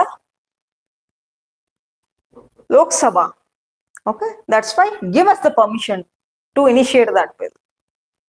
Okay, lastly, finally, ಮತ್ತೆ Rajya Sabhadalli pass be sent for the president. President will give assent here. Understood? That is what the finance bill says about. Money bill can be introduced in the parliament only with the prior recommendation. Means the recommendation should be taken from the president. Then, president causes to be laid before the parliament the annual financial statement, that is union budget. Union budget anna alli idavaru yaru? Finance minister will announce the budget. Will announce the annual financial statement. But annual financial statement anna it will be laid down in front of the parliament. Idavaru yaru antandre president only. During Haldi day anta helda. Okay. Announce ಮಾಡೋದು that is different. But laying in front of the parliament, that is made by the president. Next one. No demand for grant can be made except on his recommendation. Whatever the grant that should be given for the state government or central government, okay, that will be recommended by the president itself. The prior recommendation should be taken from the president. Think that there is a flood or a drought in India. Okay. In order to sanction a grant, ಅದೇನಿಗೆ sanction ಮಾಡಬೇಕು ಅಂತಂದ್ರೆ president's permission is required. Then there are There are three types of funds. One is contingency fund, consolidated fund of India, public accounts of India. Contingency fund of India means emergency funds. In case of emergency, they will utilize these funds. The emergency means during disaster. Okay, in order to grant that money, the president's approval is required. And also, president constitutes finance commission for every 5 years. Understood? There is a finance commission. That finance commission will be set up by whom? The president. For every 5 years, there will be finance commission. 15th finance commission is been headed by whom? N.K. Singh. Now the 16th finance commission will be headed by whom? Panagaria, I think so. Just check. 16th finance commission. Who is the head of the 16th finance commission? Or 16th finance commission is headed by 16th finance commission is headed by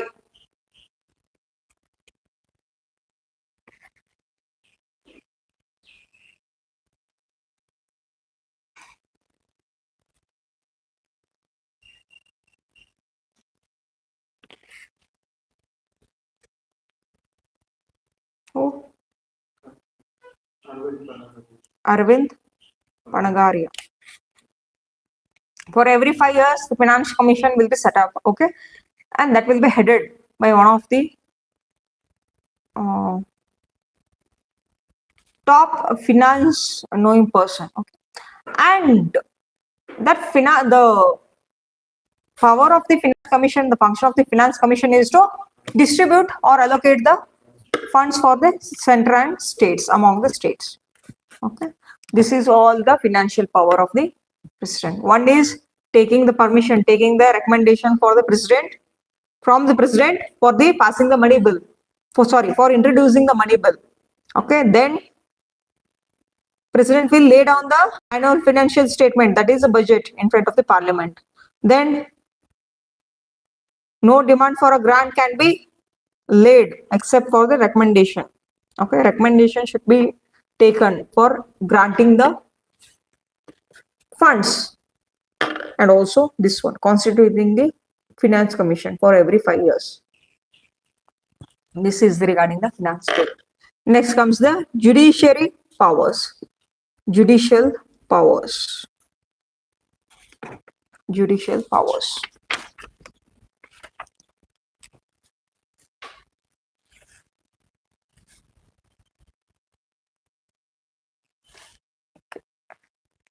Just write down. Okay. Judiciary powers means here the president will appoint Chief Justice of India and also Supreme Court and High Court judges. Judiciary power means appointing the judiciary persons. President will appoint whom?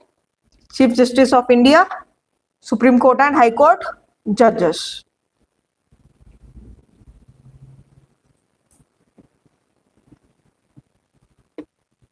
The second point is that president can take the advice from the Supreme Court on any question of law. Article 143.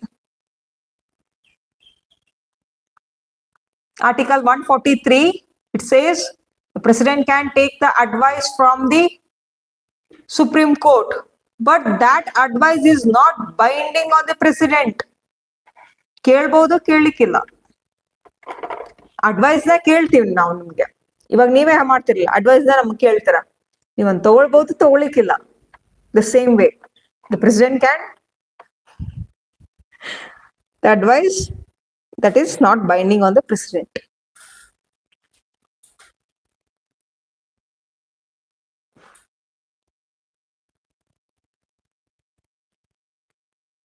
The third one, that is pardon, reprieve, respite, remission of the punishment. Okay, let us discuss this also.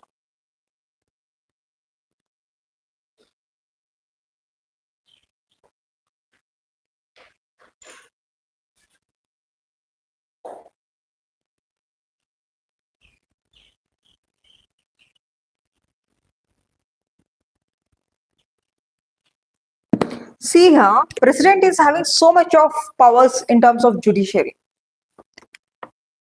If any of the person gets a death sentence in India, then that pardoning power will be in the hands of president. See here, that sentence can be given by the High Court or a Supreme Court. Finally, that can be pardoned by the president. ಯಾರು ಕೊಡ್ತಾರೆ death sentence? Who will give the capital punishment in India? Either the High Court or Supreme Court. But that can be pardoned by whom? President. And whatever the punishment or a sentence that is given by the court martial, there is a court, military courts will be there. For the military officers, if they do any kind of crime or illegal activities, or for them also there is a punishment. But that punishment will not be given in Supreme Court or High Court. For them, the separate court is there for the military people, for the armed police, for the armed people. And that punishment can also be pardoned by the president. Understood? The court martial ಕೊಟ್ಟಿರ್ತಾರೆ ಒಂದು judgment, 10 years or 15 years of jail punishment ಅಂತ ಹೇಳಿ, that can be pardoned by the president. Next, in another one, in all cases where punishment or sentence is for an offense against the union law, means if the union law, whatever they make, if it is so rigid and stringent during that time also, in some cases president can pardon them. Understood? The future ಏನಾದ್ರು in case rigid laws ತಗೊಂಡ್ ಬಂದ್ರೆ, these kinds of judiciary powers the president will be having. Okay. And also president can pardon despite remission. Okay, that all we'll study here.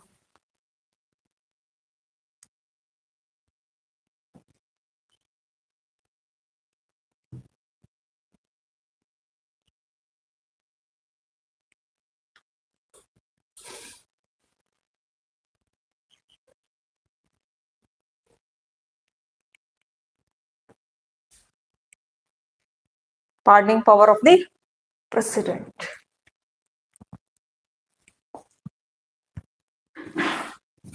Which are the pardoning powers of the president? Just concentrate here. PCRRR. PCRRR. Okay. P stands for pardon. C for commutation. R for remission. Next, respite, reprieve. PCRRR. And let us study each one. What is pardon? Just concentrate. Don't write. What is pardon? It removes both the sentences and the conviction and completely absolves the convict from all the sentence, punishment, disqualification. ಎಲ್ಲ sentence ಮಾಫಿ ಮಾಡಬಹುದು. It might be a death sentence. It might be a life imprisonment. Understood? That all can be pardoned. Totally ಕ್ಷಮಾ ಮಾಡೋದು. Understood? It is pardon. Next comes the commutation. Commutation means it denotes the substitution of one form of punishment to the lighter form. For example, the death sentence may be commuted to rigorous imprisonment, which in turn may be commuted to simple imprisonment. There are 3 types of imprisonment.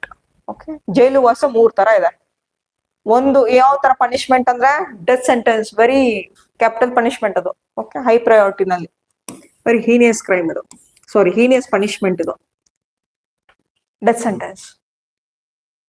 If in case the Supreme Court or High Court have announced the death sentence for one person, and if that person writes a letter for the president, they can write a letter.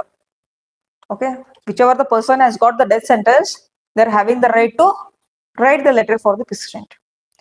And once they write the letter and send it for the president might pardon him, totally ಕ್ಷಮಾ ಮಾಡಬಹುದು, or else president might change that punishment from death punishment to rigorous punishment, ಕಠಿಣ ಶಿಕ್ಷೆ ಇದು. R else ಆ ಕಠಿಣ ಶಿಕ್ಷೆ ಇದ್ದಿದ್ದು ಇನ್ನೂ lighter form ಮಾಡ್ಬೋದು, ದಟ್ ಈಸ್ ಸಾಮಾನ್ಯ ಶಿಕ್ಷೆ. ಅಂಡರ್ಸ್ಟುಡ್? ಓಕೆ, ಲೈಟರ್ ಫಾರ್ಮ್ ನಲ್ಲಿ the commutation will be means death sentence is the highest punishment. ಅದನ್ನ ಲೈಟರ್ ಫಾರ್ಮ್ ಮಾಡೋದು ಯಾವುದು? ಕಠಿಣ ಶಿಕ್ಷೆ. Means life time they should be there in a jail itself, prison. Okay, or else the simple imprisonment, 5 years, 7 years, 14 years. Okay. Next comes the what? Remission. Remission means it implies reducing the period of sentence without changing its character. Character will not change. The punishment will be same, the years will be varying, years will be reduced. Concentrate, you can write afterwards. In the example, the rigorous imprisonment of 2 years may be remitted to the rigorous imprisonment of 1 year. Here, the character will not change. Death sentence is the death sentence. Adikén kadame agodilla death sentence. Here, rigorous punishment can be reduced. Simple imprisonment can be reduced. That is called as remission. Character change agodilla. Only the reduction in the punishment in terms of years it will change. Okay. Now write down.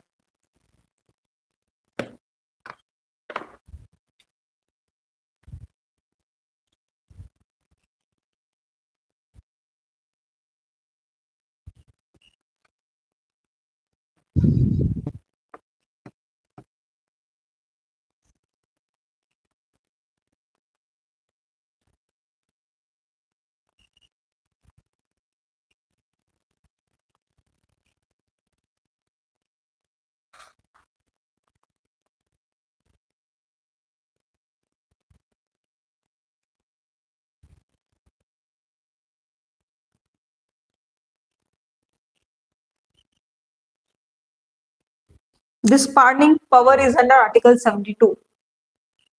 Article 72, that is related to the pardoning power.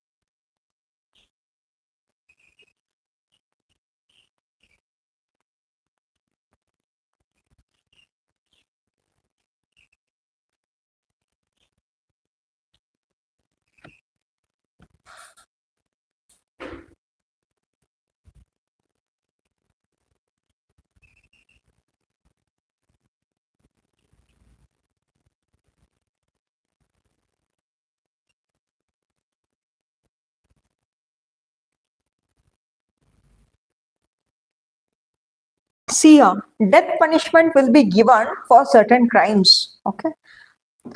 The death penalty, the death punishment will be given in the rarest of the rare cases. Okay. One is a murder. Whoever have done the murder intentionally, and if the victim was been killed very heinously, ತುಂಬಾ ಒಂದು ಕ್ರೂರವಾಗಿ ಅವ್ರನ್ನ ಕೊಂದಿದ್ರು ಅಂತಂದ್ರೆ death punishment. Okay. And also terrorism related crimes. And then kidnapping a person and also leading to the death of that person. Kidnap ಮಾಡಿರ್ತಾರೆ and ಸಾಯಿಸ್ಬಿಡ್ತಾರೆ ನೋಡಿ, that one. And rape causing the victim's death or leaving her a vegetative state. ನಿರ್ಭಯ ಹತ್ಯೆ ಹೌದಾ? And also repeater offenders of rape. Repeater offenders of the rape. Dacoity with murder. Dacoity with murder ಅಂದ್ರೆ robbery and killing the person. ಒಂದು ಮೂವಿನೇ ಇದೆ ನೋಡಿ ಅದ್ರ ಬಗ್ಗೆ, Dandupalya gang. Killing the people, ಮನೆಗೆ ನುಗ್ಗೋದು, ಡಕಾಯಿಟಿ ಮಾಡೋದು, killing the people.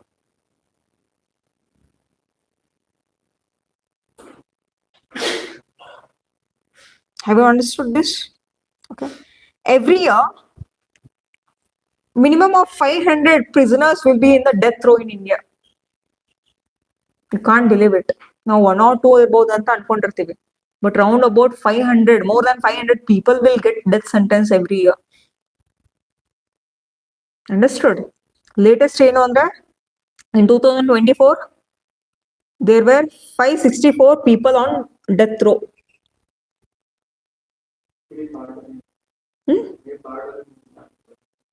Pardoning, yes, president will pardon 10, 20, 30. Okay, president will pardon. Okay. Applications 500 ಹೋಗಿರ್ತದೆ. Every people will apply, whoever have got the death punishment. Every antala almost 99% of the these kinds of punishment ಗೆ ಏನು ಅಂತಂದ್ರೆ application ಹಾಕಿರ್ತಾರೆ, but ಅದರಲ್ಲಿ 90% reject ಆಗ್ತದೆ. Only few, like 20-30 people will be pardoned.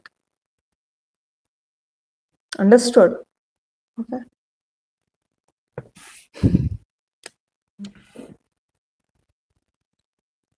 ಅವ್ರ ಜೀವನದಲ್ಲೇ ಗೆದ್ ಬಂದಂಗೆ ನೋಡಿ, death punishment ಕೊಟ್ಟವರು ಪಾರ್ಡನ್ ಆದ್ರು ಪ್ರೆಸಿಡೆಂಟ್ ಅಂತ ಅಂದ್ರೆ ಜೀವನದಲ್ಲೇ ಗೆದ್ದಂಗ ಅವರು. ಹೌದಾ? ಯಾಕಂದ್ರ ಇನ್ನೊಂದು ಹೊಸ ಲೈಫ್ ನ ಕಟ್ಕೊಳ್ಳೋ ಅಂತ ಅವಕಾಶ ಸಿಗ್ಬಹುದು. But for some people it is not required.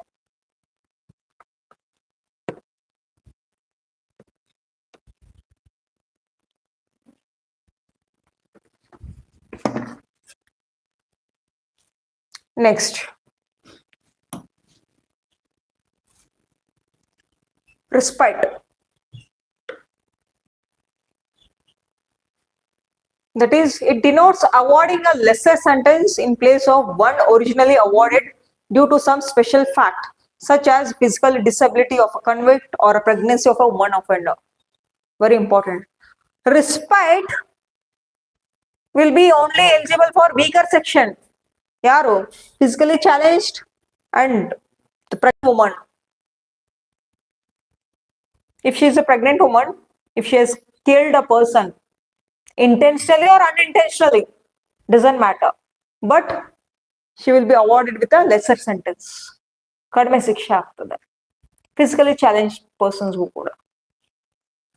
ಕಣ್ ಕಾಣದೇ ಇರುವಂತ ವ್ಯಕ್ತಿಗೆ ಯಾರೋ ತಲೆಗೆ ಹೊಡೆದು ಲೂಟಿ ಮಾಡ್ತಾ ಇದ್ರ ಅಂತ ತಿಳ್ಕೊಳ್ಳಿ, ಅವ್ರನ್ನ ಗೊತ್ತಿಲ್ದೇನೆ ಅವ್ರು ಸಾಯಿಸ್ಬಿಡ್ತಾರೆ, ಏನೋ ಒಂದು ಡಿಫೆನ್ಸ್ಗೋಸ್ಕರ ಸಾಯಿಸ್ಬಿಟ್ಟಾಗ lesser form of punishment will be given. ಈ ತರ. Next, reprieve. It implies a stay of the execution of a sentence, especially that of death, from a temporary period. Its purpose is to enable the convict to have a time to seek pardon or commutation from the president. Very important. Reprieve andre, this is basically for the people who have got the death punishment. Okay. These people will write a letter for the president. President can pardon totally or commutation. What is meant by commutation? Already I have told you. Death sentence ididu regress imprisonment ಕೊಡಬಹುದು. ಒಂದು ಇದಕ್ಕಾದ್ರೂ eligible ಆಗ್ತಾರೆ, ಒಂದು ಇದಕ್ಕಾದ್ರೂ eligible ಆಗ್ತಾರೆ. Pardon or commutation. That is called as reprieve. This can be applied only by the people who got a death punishment, not the regress punishment or simple imprisonment. Understood? Is there any doubt?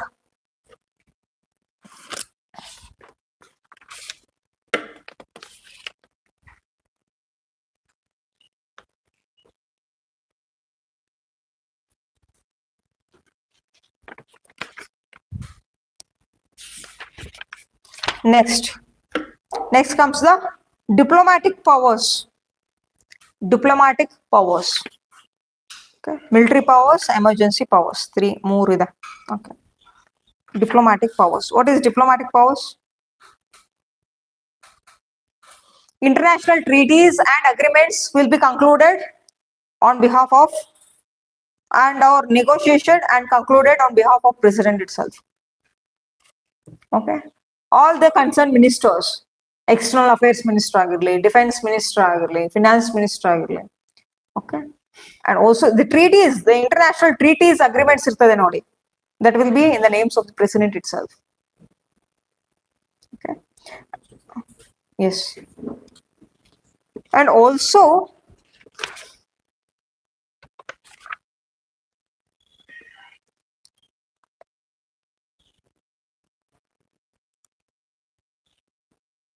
the president will receive the diplomats, the ambassadors, high commissioners of the foreign. Okay. Foreign ಅಲ್ಲಿ ಇರ್ತಾರಲ್ಲ, ambassadors, diplomats ಗಳು ಬಂದಿರ್ತಾರಲ್ಲ, ಅವ್ರನ್ನ ಬರಮಾಡ್ಕೊಳ್ತಾರೆ ನಮ್ಮ president. Next comes the military powers.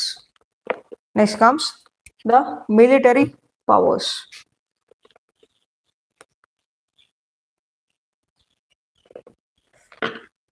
Military powers. He or she is the supreme commander of the defense force in India.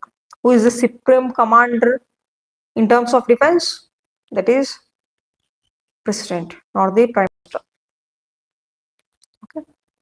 And also president will appoint whom? Chiefs of the army, navy, air force. Okay. General of the army. Okay. Navy du irtare, air force du irtare alva. The chief ಅವ್ರನ್ನ appointment ಮಾಡೋರು ಯಾರು? President. Okay.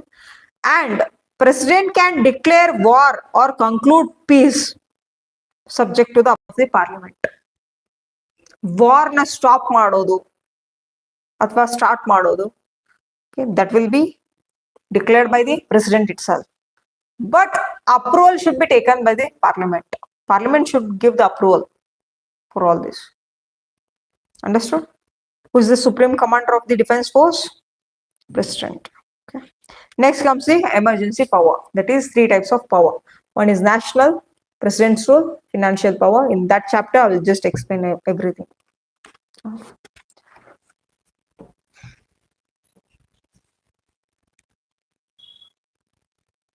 Next comes the veto power. Veto.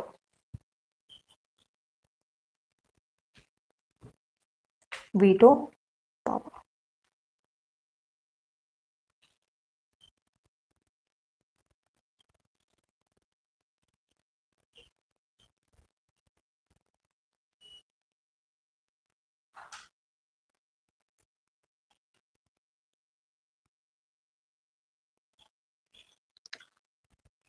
President is having different types of veto power. Okay. Let us discuss that. One is absolute veto. Next one is suspensive veto. Next one is pocket veto. Three types of veto: absolute, suspensive, pocket veto. Okay. Let us study each. Already we have discussed. As I told you, president is having three types of power. One is president can give assent to the bill or withhold the bill or return the bill. Okay, I've already taught you. Okay, now based on that, there are three types of vetoes. One is absolute veto.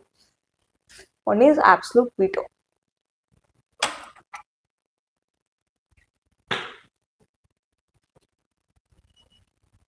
First one.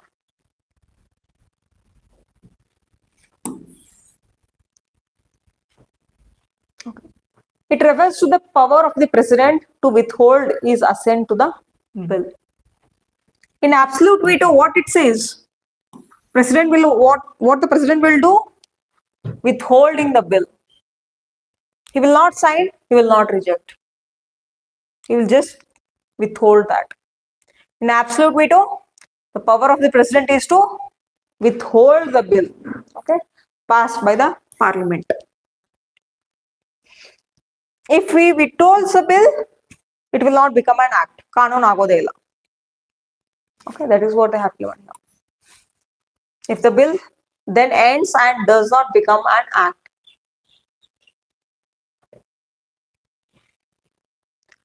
See, withholding of this bill can be done in two cases.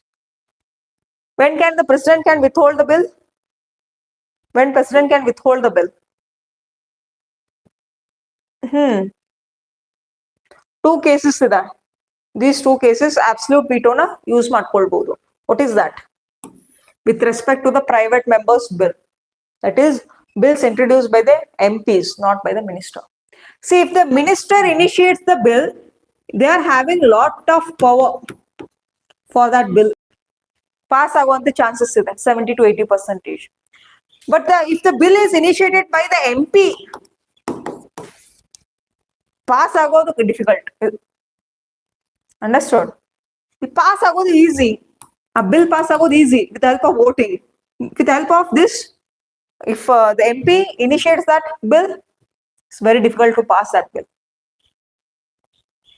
Lok Sabhadalli ಅಥವಾ ರಾಜ್ಯಸಭಾದಲ್ಲಿ MP, if he or she initiates that bill, pass ಆಗೋದು ತುಂಬಾ difficult. If that minister passes the bill, okay, sorry, if the minister initiates the bill, then it's a high chance for passing that bill through the help of voting. Understood? Okay. Next, with respect to the government bills when the cabinet resigns. After the passage of the bills, but before the assent by the president. And then a new cabinet advises the president not to give an assent to the such bills. See here. Previous cabinet, okay, on the old, okay, let us take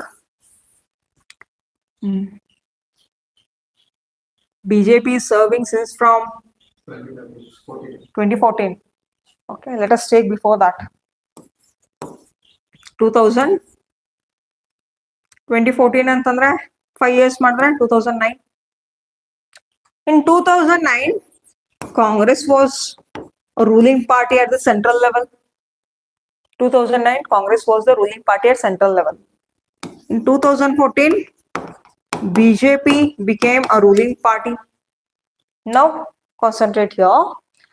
The cabinet ministers, whichever they have just introduced a bill, okay, in their period, it can be withholded.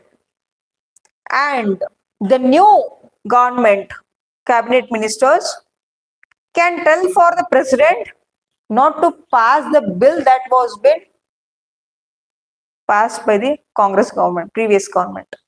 Previous government ನಾವು ಏನೇನೇ ಮಾಡಿಟ್ಟಿರ್ತಾರಲ್ಲ bills ಗಳು ಅದಿನ್ನೂ act ಆಗಿರಲ್ಲ, ಬರೀ bills ಗಳು initiate ಮಾಡಿರ್ತಾರೆ, pass ಮಾಡಿರ್ತಾರೆ ಯಾವುದೋ ಒಂದು ಹೌಸ್ ಅಲ್ಲಿ.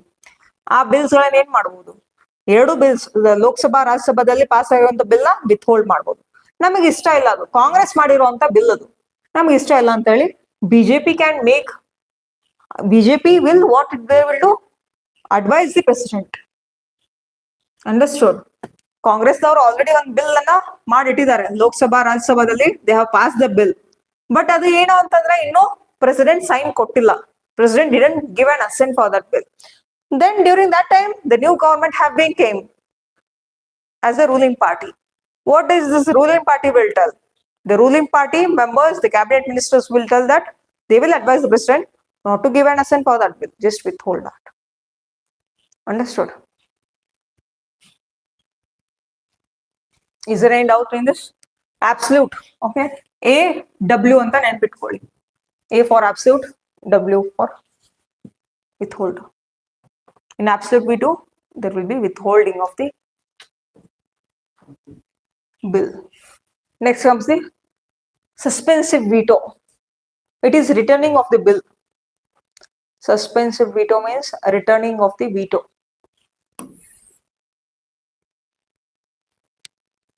Suspensive bill, returning of the veto. Oh, sorry, returning of the bill. The president exercises this veto when he can returns the bill. Okay, already I just told you. returning of the bill, that is called as suspensive veto. The president exercises this veto when he returns a bill for consideration of the parliament. Here consideration of the parliament means changes in that bill. Okay. Lok Sabha, Rajya Sabha have passed the bill and sent it for a president. President, what the president will tell? He will tell, I will not sign, I will return for you. Just make some consideration, reconsideration of that bill. Reconsideration means amendment, the changes in that bill. Okay.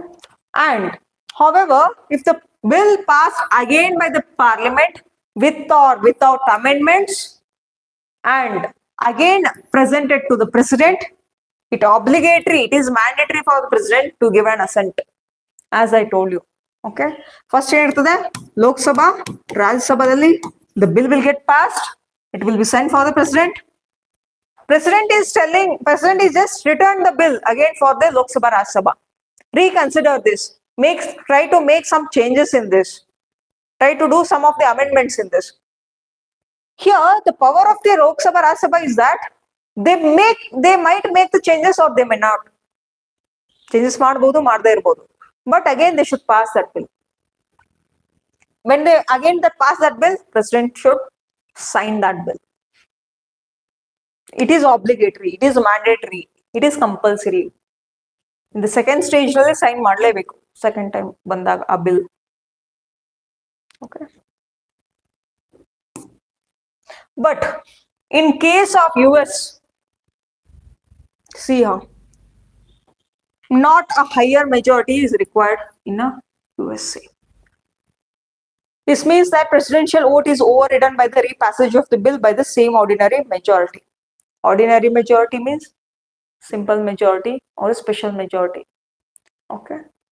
But USA even the president can return the bill, but in the second time, higher majority, special majority is not required. Simple majority is required. Saku. Namalangala.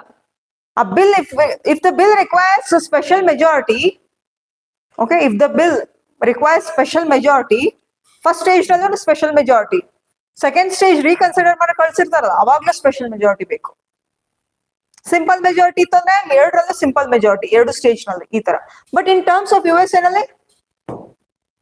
ನಲ್ಲಿ ಏನು ಅಂತಾರೆ, in second time only simple majority is required there. Have you understood this?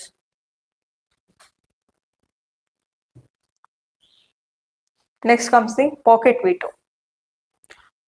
Pocket veto. In this case, president neither ratifies nor rejects nor returns. So what the president will do? President neither will ratify means will not accept, will not sign. Ratify means sign, accept anta heli. She will not accept, she will not reject, she will not return, but simply keeps the bill pending for an indefinite period. Pocket veto. Now indefinite period anta ilve illa concept. It is within 3 months. Within 3 months, president should sign. Governor of the state should sign the bill.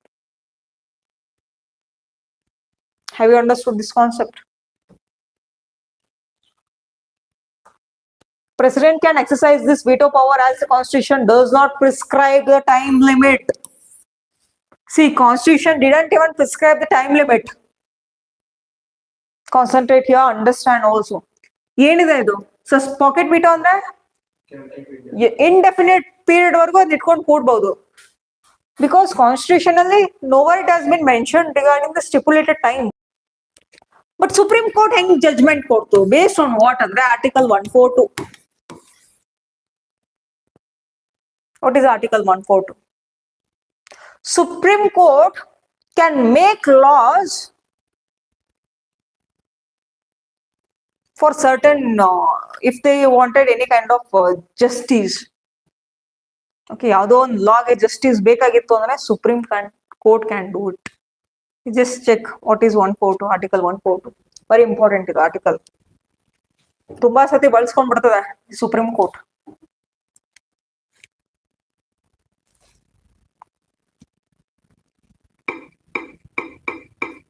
Article 142.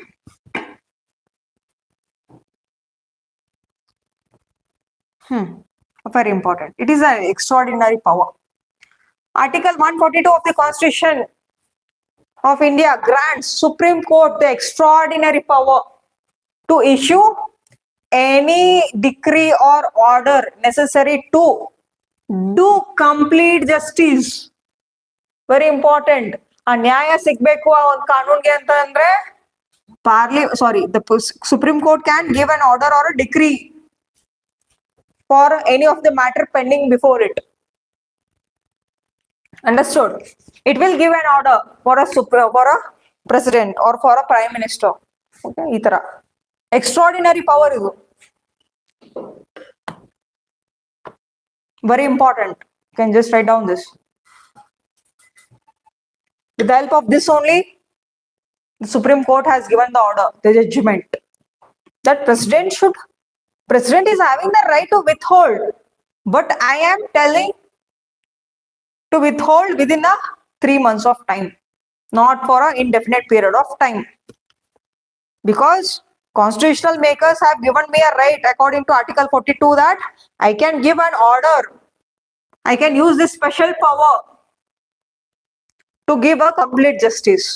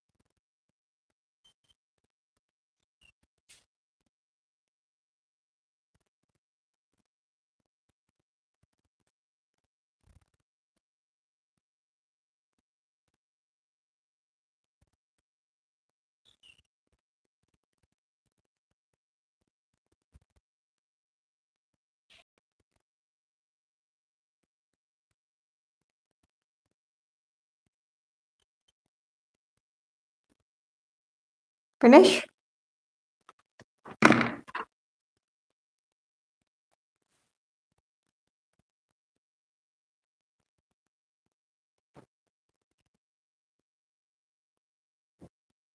The next, that is pocket veto, we have completed. And finally, as I told you, the ordinance making power of the president.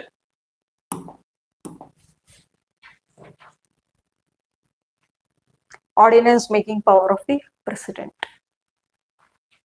123. Ordinance means Sugrivadne, a temporary law.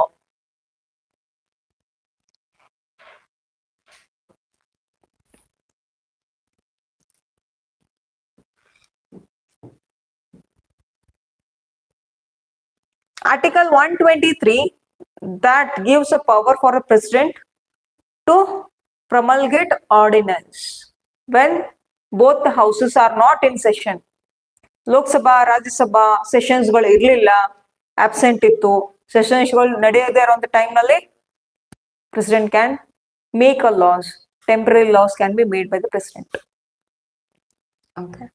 And these ordinances have the same force and effect as an act of parliament. See, they are equal to the permanent laws. Act of parliament means what? Permanent laws. They are equal, they are similar for the act of parliament. Ashtu power irtade adukku kuda. Next, what are in the nature of temporary laws?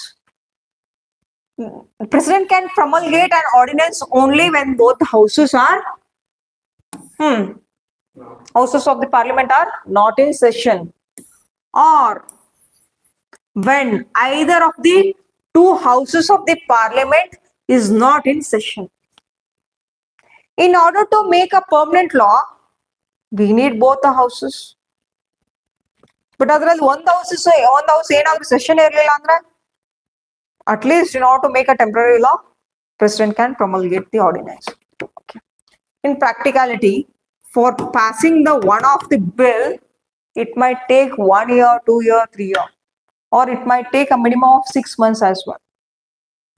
Understand this. In order to pass one bill, in order to introduce a bill, see, it is having a lot of stages in that.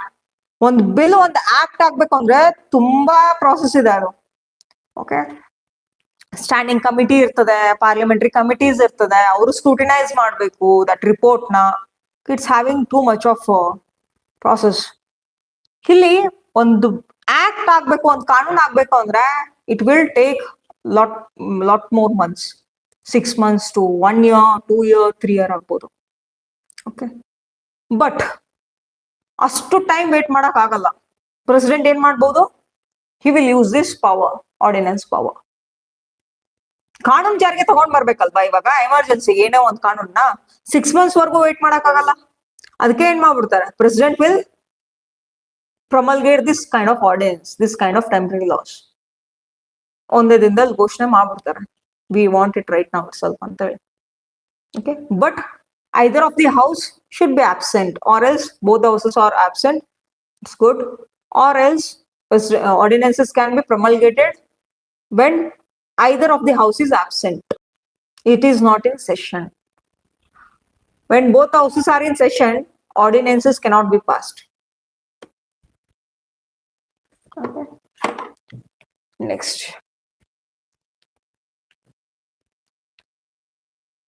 Ordinance made when both the houses are in session is void. See, as I told you, if both the houses are in session, ordinance will be void. Declare ಮಾಡಿದ್ರು ಕೂಡ void. It is ರದ್ದಾಗ್ಬಿಡ್ತದೆ ಅದು. Next, thus the power of the president to legislate by ordinances is not the parallel power of the legislature.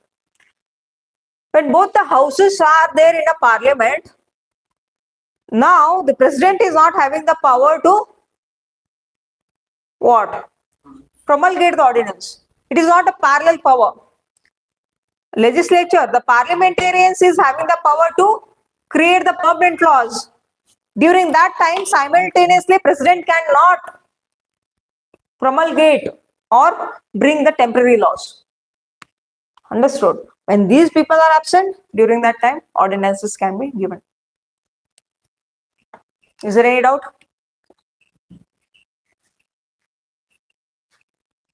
Next, very important. President can also withdraw an ordinance at any time. ಮತ್ತೆ ಮರಳಿ ತಗೊಳ್ಬಹುದು. Okay. And also, however, his power of ordinance making is not discretionary power, and he can promulgate or withdraw an ordinance only on the advice of Council of Ministers headed by the PM. Understood? Promulgate ಅಂದ್ರೆ ಘೋಷಣೆ. President ಸುಮ್ನೆ ಘೋಷಣೆ ಮಾಡಕ್ ಆಗಲ್ಲ temporary loss. ಅದಕ್ಕೆ ಹಿಂದೆ ಯಾರು ಇರ್ಬೇಕು ಹೇಳ್ಕೊಡ್ಲಿಕ್ಕೆ? Council of minister along with president, along with prime minister, they should give an advice for the president. Just promulgate, ಘೋಷಣೆ ಮಾಡಿ, ಈ ತರ ಸುಗ್ರೀವಾಜ್ಞೆ ಅಂತ ಹೇಳಿ. Or else ಅದು ವಿಡ್ರಾ ಮಾಡ್ಕೊಳ್ಬಹುದು, ಹಿಂದ್ ಪಡ್ಕೊಳ್ಬಹುದು. ಘೋಷಣೆ ಮಾಡೋದಾಗಿರ್ಲಿ ಮತ್ತೆ withdraw ಮಾಡೋದಾಗಿರ್ಲಿ, both.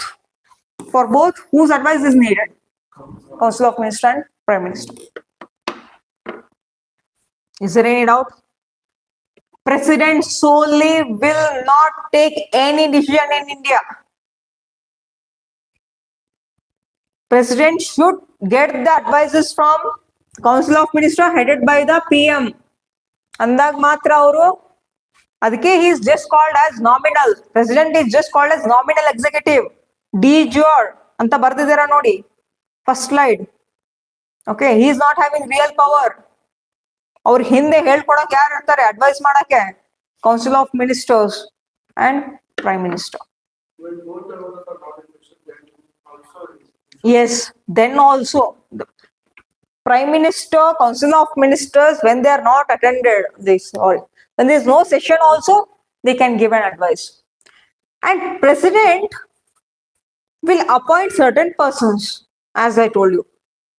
Okay, these persons, government governor agirli and CJI agirli, everything, and for everything, the advice whatever it is given by the Council of Ministers headed by PM, ಅವ್ರನ್ನೇ ಅವರು ಅಲ್ಲಿ appointment ಮಾಡಬೇಕು.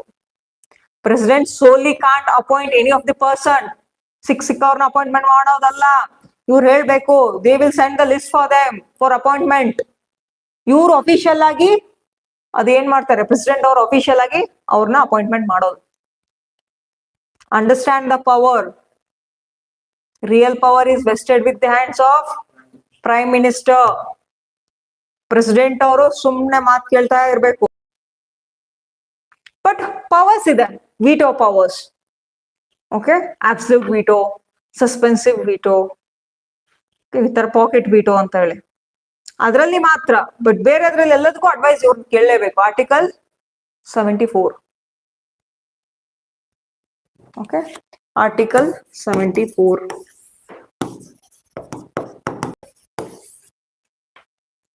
Very important. Article 74. Just write down Article 74.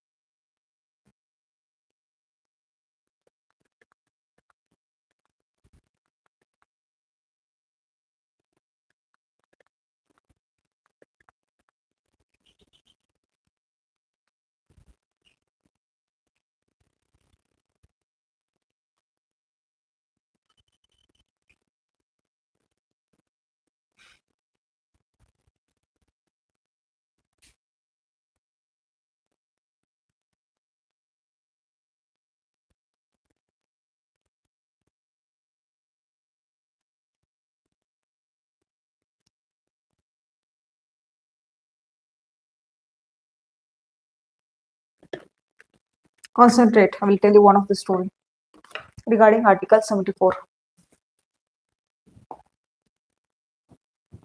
What does this Article 74 says about? Yes, Article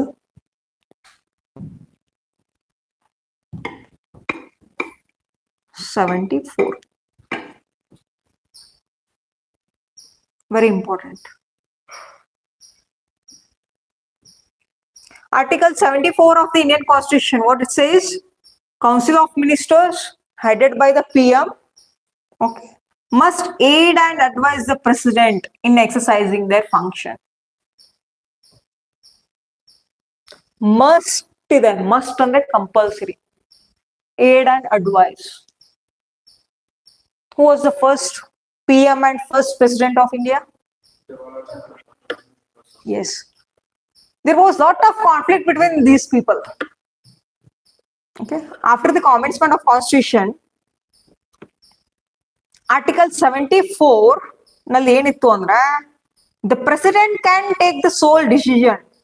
It was just advisory in nature. It was not binding on the President to take the advices of Council of Ministers and PM. ಅಷ್ಟು ತಾಕತ್ತಿತ್ತು ಆ ಒಂದು article 74. President used to have the power. But when there was lot of confliction between the PM and that is President, Jawaharlal Nehru, Rajendra Prasad ಮಧ್ಯ ತುಂಬಾ ಜಗಳಗಳು, ಕಾನ್ಫ್ಲಿಕ್ಟ್ಸ್ಗಳು. Rajendra Prasad was not giving an assent for not appointing the person whatever they needed. That's why they have amended this article. ತಿದ್ದುಪಡಿ ಮಾಡ್ಬಿಟ್ರು ಜವಾಹರ್ಲಾಲ್ ನೆಹರು ಸರ್ಕಾರದವರು. ಏನ್ ಮಾಡಿದ್ರು? Must aid and advise, compulsory ನಮ್ಮ ಮಾತು ಕೇಳಲೇಬೇಕು. Understood? See how much Parliament is having the power. Understood? From then onwards, then president. It is the duty of the president to take the advice from the council of ministers and also the PM. Okay, and that is binding on the president. Compulsory ಮಾತು ಕೇಳಲೇಬೇಕು, deny ಮಾಡ್ಲಿಕ್ಕೆ ಆಗೋದಿಲ್ಲ. Understood this one? Okay, just write down this article.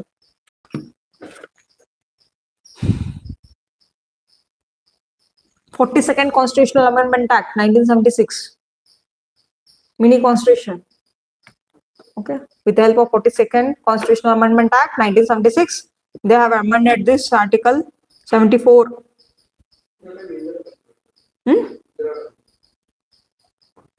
Indira Gandhiji. Okay, ಅದು ಏನಾಗ್ತಾ ಬಂತು ಅಂದ್ರೆ between Rajendra Prasad and Jawaharlal Nehru. Jawaharlal Nehru ಎಷ್ಟು ವರ್ಷ ಇದು ರೂಲ್ ಮಾಡಿದಾರೆ? 10 years. Yeah, just check that ಎಷ್ಟು ಅಂತ ಹೇಳಿ first.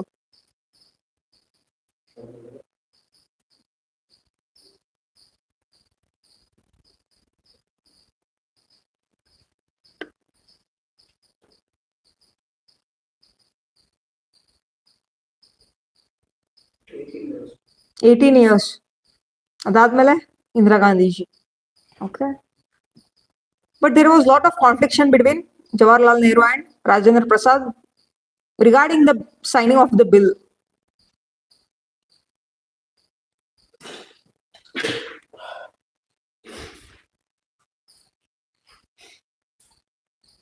See, why there was confliction is because there was a Hindu code bill that was been passed. Hindu code bill regarding marriage ಮತ್ತೆ inheritance of property ಬಗ್ಗೆ ನಾನು sign ಮಾಡೋದಿಲ್ಲ ಅಂತ ಹೇಳಿ Rajendra Prasad. Hindu code bill was been passed in Lok Sabha, Rajya Sabha. Jawaharlal Nehru was the prime minister. But Rajendra Prasad denied to sign because it is the matter of religion. Okay, Hindu code law ಅಂತಂದ್ರೆ regarding the marriage, divorce ಆಗಿರ್ಲಿ, inheritance of property, adoption of children ಆಗಿರ್ಲಿ, ಎಲ್ಲದರ ಬಗ್ಗೆನೂ ಒಂದು bill ಅನ್ನ pass ಮಾಡಿದ್ರು ಲೋಕಸಭಾ ರಾಜ್ಯಸಭಾದಲ್ಲಿ. But Rajendra Prasad denied that. I don't want to interfere in any of the religion here. That's why he rejected during that time. Okay, ಈ ತರ ಆಗ್ತದೆ. Okay, and Nehru maintain that cabinet decision is binding. Okay, and you should not refuse the bill in the parliament ಅಂತ ಹೇಳಿದ್ರು. Finally Rajendra Prasad sign the bill. Okay,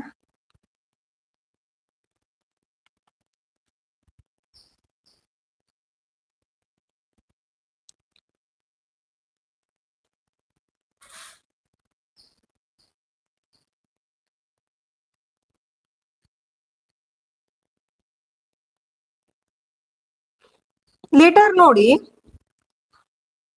44th Amendment 1978 allowed the president to once send back advice for reconsideration.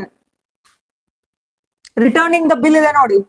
That returning the bill was not been there. Okay, returning the bill was there, but a signing of that bill in the second stage, it was not been there. ಮತ್ತೆ ಅದನ್ನ 44th Constitutional Amendment ಮೂಲಕ ಅದನ್ನು ಹಾಕಿದ್ರು. Okay, the president once sent back advice for reconsideration, but if the same advice is given again, he must accept it. ಮತ್ತೆ ತಿದ್ದುಪಡಿ ಮಾಡಿ ಹಿಂಗೂ ಹಾಕ್ಬಿಟ್ರು. Okay, in the second time also, at hook or crook, president should sign ಅಂತ ಹೇಳಿ. He must accept, he must give the assent ಅಂತ ಹೇಳಿ. See how much power the parliament is having, how much changes they have done till now. Okay. Okay, we have, by this we have ended the presidential chapter. President, the article, the chapter president is from which article to which article? 52 to 78. From in which part of the constitution this president chapter is been added? Part 5. Okay, president is the first citizen of India and is also the head of the Indian state. Entire nation ke head yaru? President. Is also called as de jure or a nominal executive. Next comes the elections of the president. Who are the voters for the president? Elected members of both the houses of parliament, elected members of state legislative assembly, along with the Delhi and Puducherry. Mentioned Delhi and Puducherry. Okay. Next, What type of election process will be taken for the presidential elections? Single transferable vote.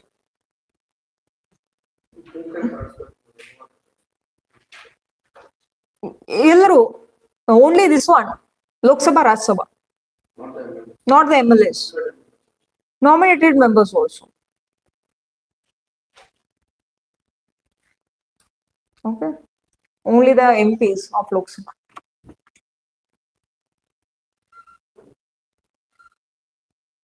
Not the MLAs during that time. Okay. Next, vacancy. Vice President will fill up that. If not, CJ. If not, senior most judge of the Supreme Court. And then, what is the tenure of president? 5 years. What are the qualifications for becoming the president in India? He should be a citizen of India. Minimum age is 35. Qualified for becoming the Lok Sabha MP. Next.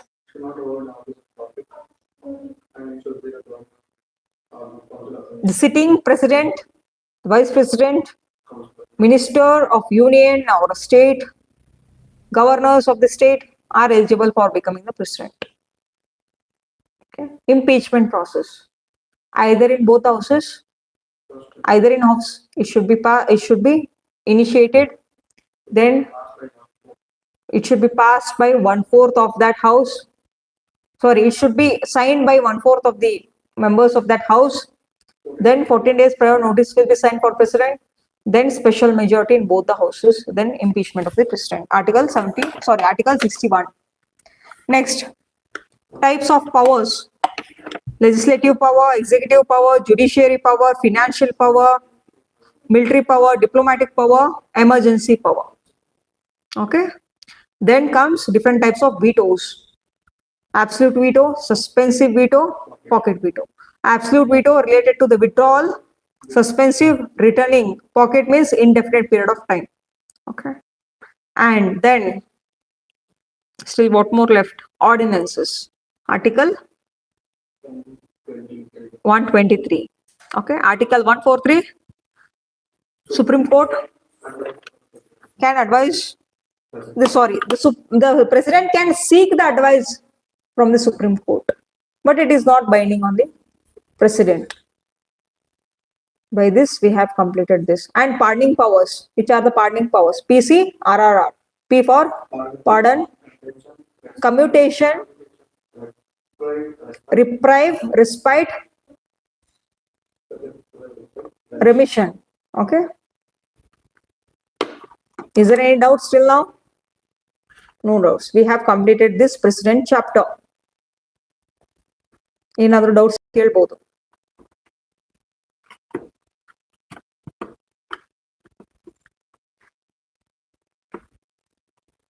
We'll wind up the class. We'll just start with the new chapter tomorrow. Vice President and Prime Minister, or else the governor. Okay. You can relate president's power with the governor's power. Okay. Tomorrow we'll just start with the governor from the state government side. The same 90%, it is similar itself.